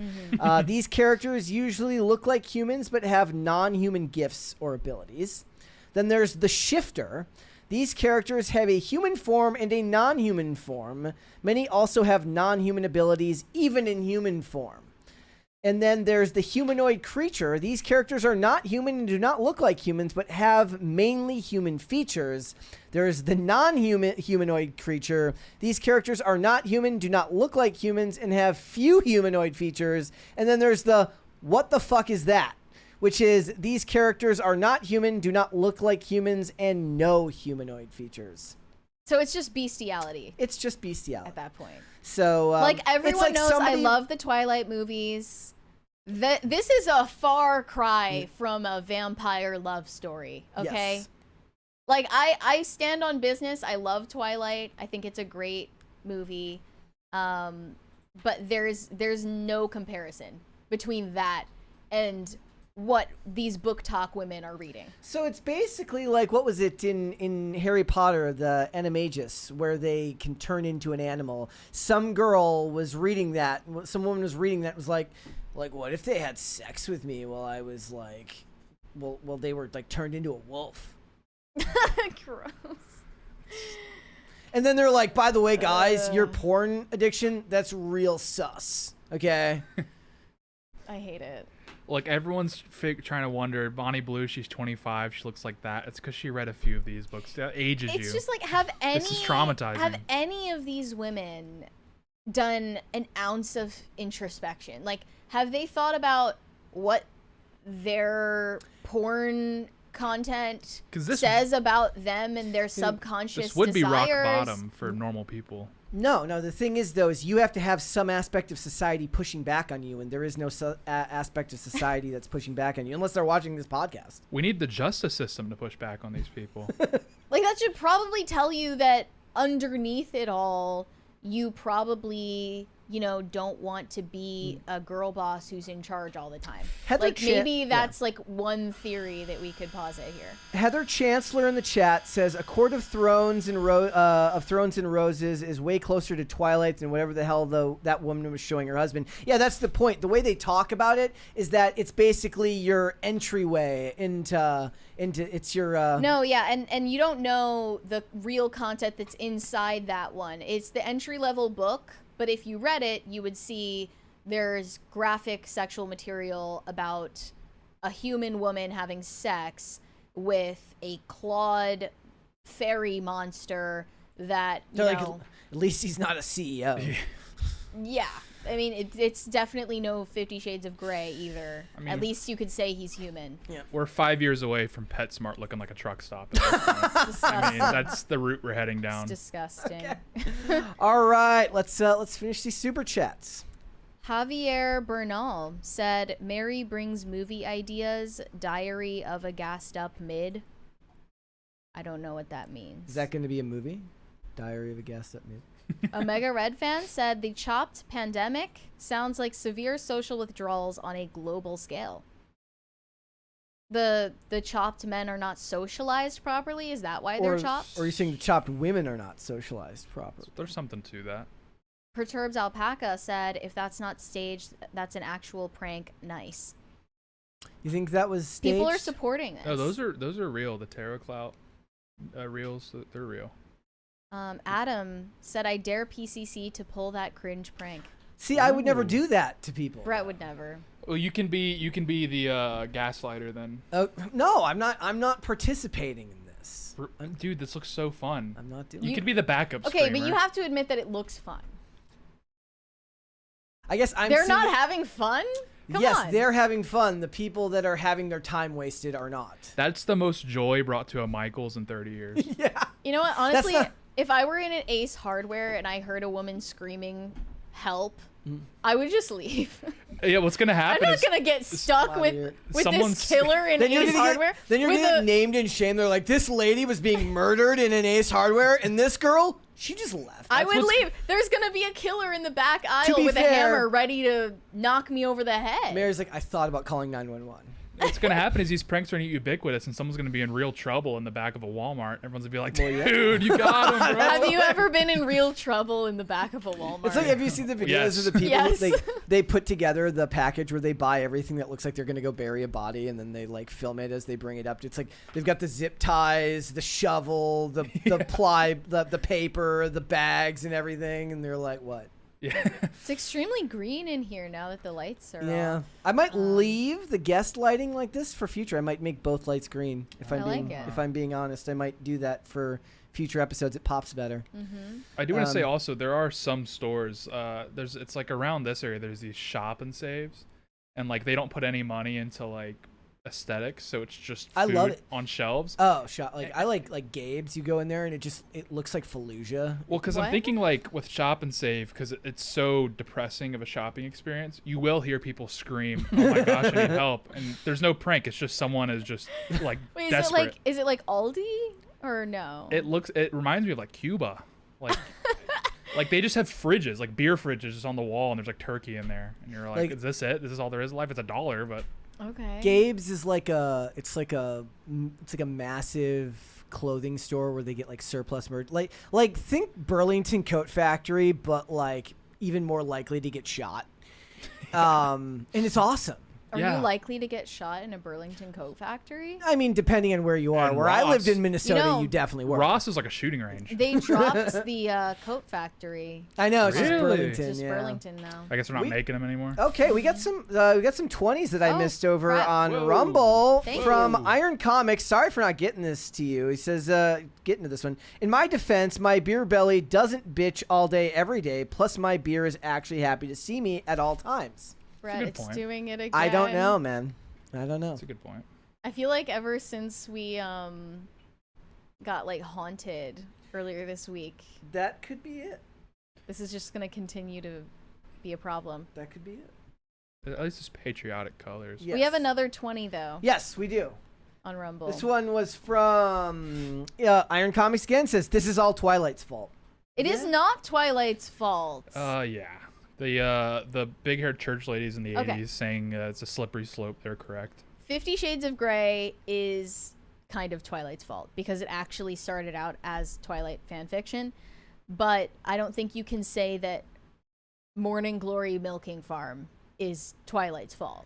No, it's all connected. Elvis shook his hips on TV, and next thing you know, people are getting milked left and right. Actually, the author, Stephanie Meyer, she's like Mormon, and she would never include graphic material. Have you seen Benson Boone? I think something's going on at the Mormons. But I guess I don't know because I never read the Twilight books and I don't plan on it. Go to I've Utah, only watched the movies. Go to Utah, you'll see the milking facilities, and it'll all make sense. Benson Boone is Mormon. Stephanie Meyer's Mormon. Who else? There are other Mormon celebrities. We just don't talk about it. I feel like there are more Mormon celebrities at this point than Scientologists in Hollywood. Yeah. The Scientologists just don't talk about it, though. Yeah. Nara Smith just clarified Katherine that she's Heigl. not. She is? Yeah. Wow. Okay. Glenn Beck, obviously. Glenn Beck. Oh yeah, he's. Oh, Ryan Gosling, of course. Glenn Beck is Mormon. He's not currently, but he was raised Mormon, and he's like. Oh, really? Yeah. There's a bunch of them. He got shunned. Yeah, Chelsea Handler was raised Mormon too. I found that out recently. Oh, it's all starting to make sense. We for got Chelsea Handler. $1 here from Serenco Productions. Says no. The one time I missed my PCC, you request People's Joker. Well, it's on my X if you ever need it again. Yeah, I always forget it's you who would send it to me. Well, if anyone wants to request People's Joker today, then what did you say it was yesterday? No, we're not gonna make like we like Tate and we like Mike. I didn't want to show Mike it yesterday. Oh, I don't care. I want super chats. I said $50. $50 to request. High bar to make sure that they can't get to it. Shane H. Wilder said, just a harmless prank. I remember being in a group that stole Crosstown Rivalry's Bulldog mascot. We bathed it and returned it after the game. That's harmless. Nice. That's nice. Okay. The Bulldog probably appreciated it. So. What's up? Oh, no, go ahead. JJ said one thing for sure, Bonnie Blue isn't 25 years old. Yeah. I've been saying. Grunmeister says, I don't know what it is, but something about Bonnie Blue just seems off with all this info. She's lying about things I can decide, and I believe all are lies. Did you hear that? It sounded like a motorcycle going on the road. Okay, that was really weird. Yeah. I'm just like on edge right now because of the lights. It's like a haunting day malfunctioning. Like I felt like I just heard a ghost going like, ooh. Hub's life. I'm sorry. I'll never slander you again. I didn't know you moved all like Hub's this. life's I didn't fault. know he had motion like this. The local Wendigo says Dude, every you guys topic. in the chat hear that? Like, please confirm that we're not losing it. The local Wendigo says every topic today is just examples to take away women's rights. God bless Rumble. You could make that argument. Okay. Are we all caught up on Rumble? Yes. 200 Watt Studio said Bonnie Blue looks even rough 45-year-old. I mean, I guess if she were 45, I'd be like, you know, she looks fine. She looks good. But 35, I don't want to look like that at 35. Yurishima Otaru said they love it because it's basically more school. True. That's kind of what it felt like to me. Like it's daycare. Yeah. It's adult daycare, yeah. I had a great time in school. Shane H. Wilder said, I blamed Dolly Parton and that damned 9 to 5 movie and its catchy theme song. A man never celebrates a mindless corporate job. Remember Office Space. See, the thing is, no. See, that movie was made at a time in America where things felt more stable and you could take for granted something like a really good 9 to 5 corporate job with benefits. Now, the world doesn't look at things that way. We're in the gig economy now. Yeah. Like, you make Office Space today, it's about the inane stupidity of having a job driving for Grubhub. It's not about the 9 to 5 corporate job, because now you're going to watch that and people are like, wait, so he can pay all his bills? He gets an hour for lunch in healthcare? Like, what is this motherfucker bitching about? Yeah. Like, pardon my French, but... Well, Merle Haggard had a whole song of walking off the corporate job, and I'm like, if he did that now, he'd be on Skid Row in like 2 weeks. Like, to me... Like I said, I can't believe people thought we were like dunking on it. Like I love that job exists. I think that's it's aspirational. Just people being overly sensitive. Also, we're podcasters, and it's great because maybe in the perfect world you have that really maybe it's mindless 9 to 5 job because when you get home you put all your attention on your wife and kids. You would hope. You would like you don't take the work home with you. You finish your 9-to-5 job and you go home to your wife and kids and you spend time with the people that you love. And that's unless your wife is a bitch. It makes you look at milking farms. Yeah. You keep coming home. Milking farms again? I read it. All right, jeez. He's like, oh my God, there's a sequel. I'm going back to work. Junie said, I don't mind my corporate girly job for now. It pays the majority of my bills. I also manage a small local gym and teach group classes. My dream job is becoming a mother and part-time fitness coach. There you go. Space. Yeah, I think if it's something that, you know, you're doing because it works for you at that stage of your life, that's fine. But most of the women in those examples probably don't aspire to anything further than their corporate 9-to-5s, which is what's sad about it to me. So what are we supposed to be mad at? Are we supposed to be mad at the women who are like, I want to be the CEO, but everybody's sexist? Or do we want to be mad at the women who are like, I'm not going to be CEO. I'm just going to kind of be a valued member of my mid-level marketing team, and that's okay. Like, are we ever happy with anybody? Is anybody allowed to be happy? I'm not mad. Yeah. Well, also those girls. I'm saying the royal we, society. Those girls also probably, like, if you go to their TikToks, they're probably trying to be influencers as well. True. That's why they're That's a making good the point. videos. Yeah. They're not really happy if they're trying to have a side hustle. Shane H. Wilder said, thanks for reminding me, Tate. I'm due for a shootout at a motel. It's been 2 years. Yeah, it's good for the, it's like blood leeching. Like, it's good for the soul, I think. It's a good reset. It's a reset, yeah. I recommend it on the new year. Rootless Redneck said, mother bought me an erotic Western book as a kid, thinking it was just about cowboys. Took a long time before I could watch John Wayne again. Yeah. Critical mistake. Yeah. Did the Crisis Party go off again? The new one? Second one? I don't think so. It may reset when the second Crisis Party goes off. So We can only hope. I'm gonna leave it on. You're gonna get a blinking light for now. That happened to me in elementary school. As our teacher was trying to play Georgia by James Brown, and for whatever reason, whatever she pulled up was like pornography called Georgia. Ah. Yeah. So nowadays, I could probably press charges. I don't know what the statute of limitations How does that is. even happen by accident, though? Like That's what they said. And when you're I like, don't know, man. Yeah, when you're like 8, you're like, okay. I think it had more to do with James Brown than it did with George. I don't know. I think about it a lot. It's like burned into my memory. Shane H. Wilder said the lights giving Tate a green screen during this story may be the best gift you could have given me. I kind of like the green. I'm not gonna lie. I might. Yeah. Like once we get all this fixed tomorrow, I have to work with Chris and get the automation fixed in the lights. This happened. It's probably, if I'm being honest, it's probably connected to me disconnecting this. Oh. But we'll see. I also disconnected mine It could because they've been weird and demonic this week. They kept like the money guns would be running for 30 seconds and we're like, is it haunted or something's going on? There's an electrical interference. Yeah, maybe we should keep the green on to make Shane's life a little easier. Corey Anderson said the problem with Sabrina Carpenter is she has bad hair. Short girls are the tits. Less makeup is better. Is it possible to get Dane to guest host? I don't know. I don't think so. I don't know, but my guess is no, and my guess is also that he would have better things to do. Yeah. In his free time. Like I imagine, like me and him still talk. Like ask him, he's like, "Fuck no!" Like get out of here with that. Plug that back in. I just want to see if it turns back on. Okay. You hit him up. He's like, no, and he's like, okay, it's okay. Is it fine now? No, but I just want to see if we're gonna get they're gonna get an extra Crisis Party out of today. All right. So. But at least if he says no, you have a book recommendation for him. That to is keep true. The conversation flowing. Continue. So what is Undo this? it. What is this shit? It's over, guys. Okay. What did you think crisis meant? Yeah. So essays, vibes. The problem with Sabrina Carpenter is that she has bad hair. Since when do men care about hair? I mean, I know they care, like, kind of. They care, like, on a biological level, but, like, what's wrong with her hair? I don't know. That she's blonde? Is that what it is?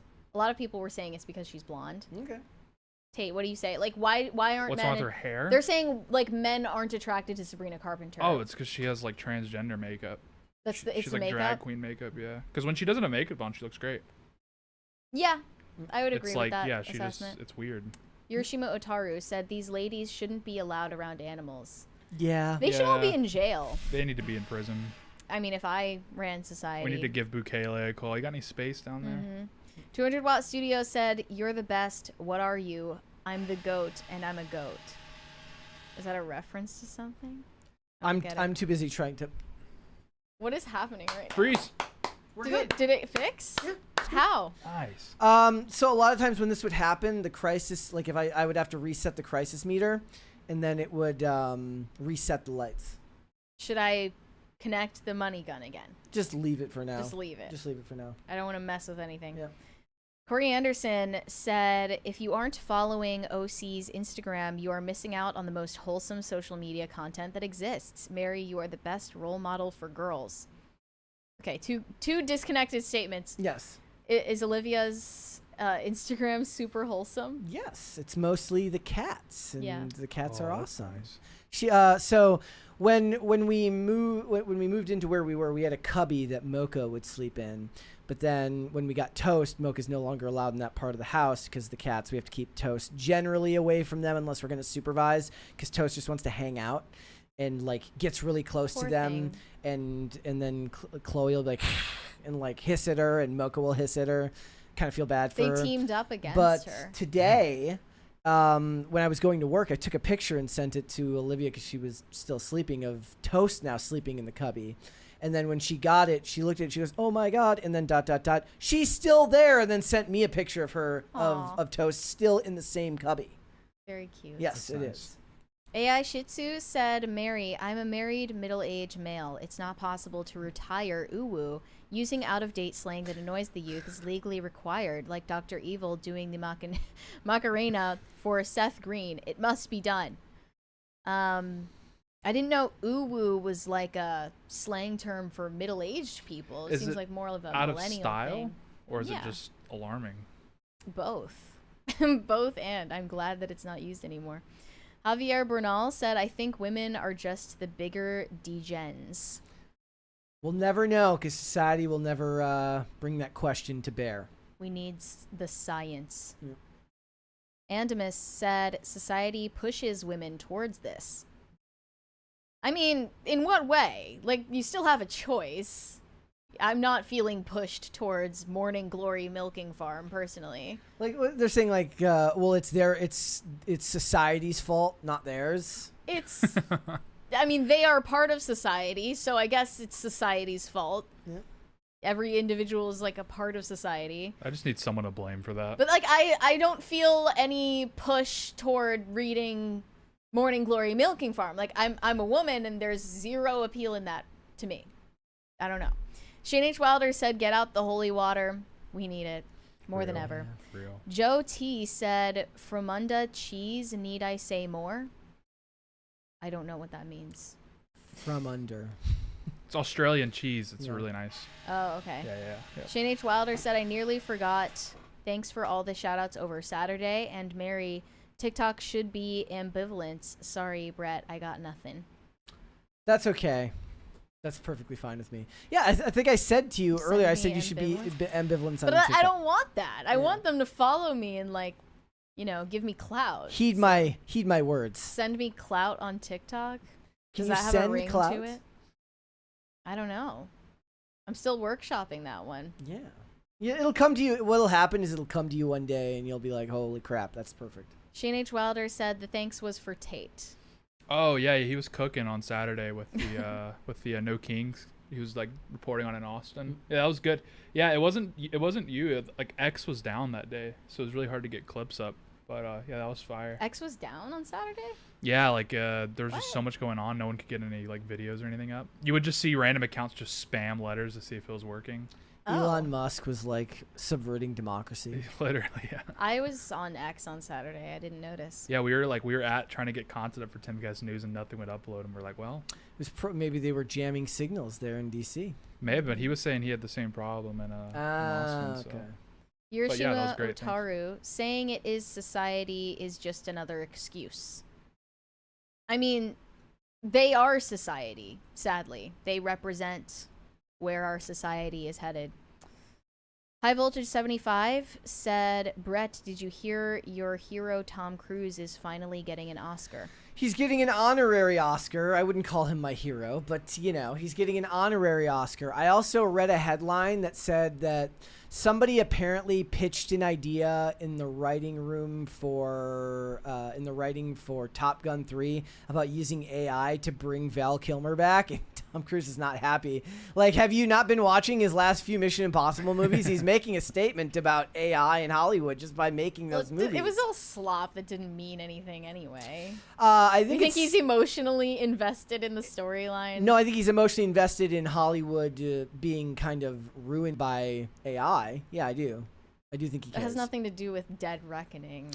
I mean, AI if he has a... This is the most phoned-in thing I've ever seen. I think it does. I think it at least tells you where his interests lie, story-wise, because he could have used anything as the MacGuffin there, but he used AI. And in general, you know, him getting an honorary Oscar, that's like one step below when they gave the Oscar to Leonardo DiCaprio for The Revenant, because they were like saying sorry for not giving it to you for like the other movies where you should have won. Which one was it all of them that people were saying he was snubbed for? Or was there one particular? Oh, what do you guys, what was the one that he should have won on? I can't think of any off the top of my head. Was it Titanic? Wolf of Wall Street? I don't know. Maybe. I think we're all caught up on the Superchats. Well, we're all caught up. So, yeah, I don't know what people necessarily think of as the movie that he should have won for, but a lot of people were just saying like they got annoyed that every year he'd be nominated and the whole discussion would be about him being nominated for an Oscar and not winning. Shane H. Wilder said the last video I posted on Saturday took 30 minutes to post to X. It was nuts. Yeah, it was brutal. I tried to post my men's fashion critique yesterday and it refused to upload, but it worked this morning. Something's up with that. Well, they just didn't like your fashion advice, and they didn't like you going. They want to silence me. That's what it was. That's what they're protesting you guys. I'm telling you, this is Hub's life. He's got shooters out there. I hope that's what it is. So are you gonna make going to like protests and stuff like a regular thing? You can put a lot out of a job. Funny enough, that's how I got started, was working with a lot. Was it? In New York? Yeah. Yeah. Was he there with you in DC? No, he was in New York. There was protests up there. I just was going to the military parade, and Callan was like, we should bring equipment. I was like, all right. That was the plan. Callan's like, we need to content max. Dude. I kind of wanted to go to the military parade, but I knew I wasn't going to be able to park anywhere, so. Oh, yeah, we just took the train. But attendance was sparse, so maybe I would have had an easy time. My favorite part here is now everyone's mentioning movies that had like anyone but Leonardo DiCaprio in it. Dude, Toy Story 4? Yeah, it's Oblivion, Jerry Maguire, Interview with the Vampire. Literally all Vanilla Sky. Now they're just mentioning Tom Cruise movies. I was talking about Leonardo DiCaprio, not Tom Cruise. One more. High Voltage 75 says not your hero while proudly displaying that candle behind you. That was a gift. Well, I mean, you definitely thought about buying Put it in a prominent I didn't even know it was a thing. If you saw it in person, I think you would buy it. I would never do that. And you want the Glenn Powell one, which I've said I would get you the Glenn Powell devotional candle, but it's sacrilegious. See, the thing is like now, like you go into Frederick and you go to these like these niche shops, and it's all like Taylor Swift devotional. The bookstores that just sell stickers and socks and mugs. Yeah. Yep. So it's like Taylor Swift devotional candles next to a Travis Kelce devotional candle that will go in the garbage as soon as they break up. Well, maybe they won't break up. They've been together for quite a while now. Could be. You'll never like know. It seems like they've settled down. Yeah, but as soon as he retires and they've spent time together, it'll They're just so busy that they haven't even gotten to know each other yet. What's their name again? Like the Kansas City Chiefs have like their own film department now. Like he'll never not be busy. Yeah. He'll have stuff to do. That's true. What does that mean? And that's better than this like announcement that like LeBron James is gonna try to get into acting. Yeah, it's like he could be in a movie called Flop about a guy who like sues people by going into stores and comically falling over. Yeah. And then he just makes millions of dollars. Like he's in line at a Target and somebody like bumps into him with his cart and he goes flying over the counter. And he's like, I'm suing you. And he's always like, and every time he gets hit, he's just on the first page of a book. Yeah. That'd be great. I don't think his acting career will go well because you'll be watching like a very serious movie like The Revenant, and you'll just see LeBron James 6'7", like out of the frame. Yeah. Like, that's Wait. LeBron. I'm confused. What does it mean for the Chiefs to have their own film department? Well, they're making their own movies Movies? with like Hallmark. Yeah. About football? I guess. There's a market for it. Okay. Yeah. But not about the Chiefs. It's about like a fake football It's a team. good thing because if we can catch the people right before they go into the smut books, Yeah. that'll be Yeah. like Look, the last. we'll stop them at the Travis Kelce rom-coms. Yeah, it'll be Okay. just like reaching back, trying to grab him right before. Like, they, yeah, like we're gonna do that and prevent them from looking at milking farm. It'll work. At Minotaur Milking Farm. It's like the dam holding back. Like, but then the thing is, like, Travis Kelce's like, I want to be in the Minotaur Milking Farm movie adaptation. Yeah. He's like, I'll be the Minotaur. Oh, I did not want to picture that. Ugh, That's grim. disgusting. Bro! We won't bring it again. We won't bring it up again. Okay, We're so sorry. it's still going. This is Hub's life. Did we have our second crisis party yet? I set it off manually. not- It didn't go we've got bad luck going So today. someone has to sing the Okay. song Yeah. a cappella. Yeah. I don't not know gonna what's be going me. on. It's all a mess right now. I All right. like my suitcase. Yeah. Well, maybe this is what it was. I started working on a new crisis party last night, and I just kind of gave up after like I was trying to work in the. We'll get there eventually. I was trying to work in the TikTok about "You Hurt My Feelings" with like the Will Smith pretty I like girls. pretty. That was a banger. And I'm trying to find like a way to naturally bring them in together, and it's just not working. Yeah. Get Carter to do it. We might have to do that. We have another All right. from Pop Culture Junkie. We're going through a drought of good MacGuffins. Do you agree, Brett? Yeah. I mean, I love like a lot of people hate the trope of the MacGuffin. It's like they need to get this object just to the movie because the movie needs you to get it. And I'm okay with that. I'm okay with that type of storytelling.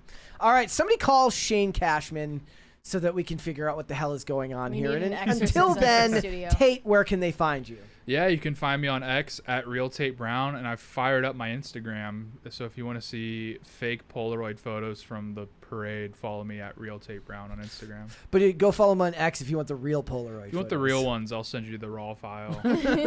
All right, Mary, where can they find you? You can send me validation on Instagram at Mary Archived, or you can send me hate on X. That is also Mary Archived. And follow me on TikTok at Mary Archived. There you go. One more then. Simple. Shane H. Wilder said, I need to write a script where the MacGuffin is a McMuffin. It'll be a suspense thriller called I'm Lovin' It. That's Ooh. amazing. I'm already sold. That's good. That's perfect. And it can be just kind of like it's the package when you unwrap it, it's all gold, like in. I actually haven't had an egg McMuffin. I only get the McGriddle. Okay. All right. Guys, I like the I like the egg McMuffin. I'm More not than the McGriddle? I don't go to We're either turning into anymore. foodie boys again. Yeah, foodie boys. We just need to make this into West Virginia Foodie Boys. We True. can do that. All right, guys, if you want to follow me, Instagram and X at Brett Dasovic on both of those platforms. This show is here 5 days a week, Monday through Friday, 3 p.m. Eastern Standard Time, which is, of course, noon Pacific. We are on Amazon Music, Apple Podcasts, Pandora, and Spotify. If you would like to listen rather than watch this show, you can rate and review on Apple Podcasts and on Spotify, which also helps us out a ton. And if you want to follow us on social media, we are on Twix at popculture_show, Facebook at Pop Culture Crisis, Instagram at Pop Culture Crisis Pod. Guys, we will be back with another episode tomorrow. We'll see y'all then. Bye. Bye, everybody.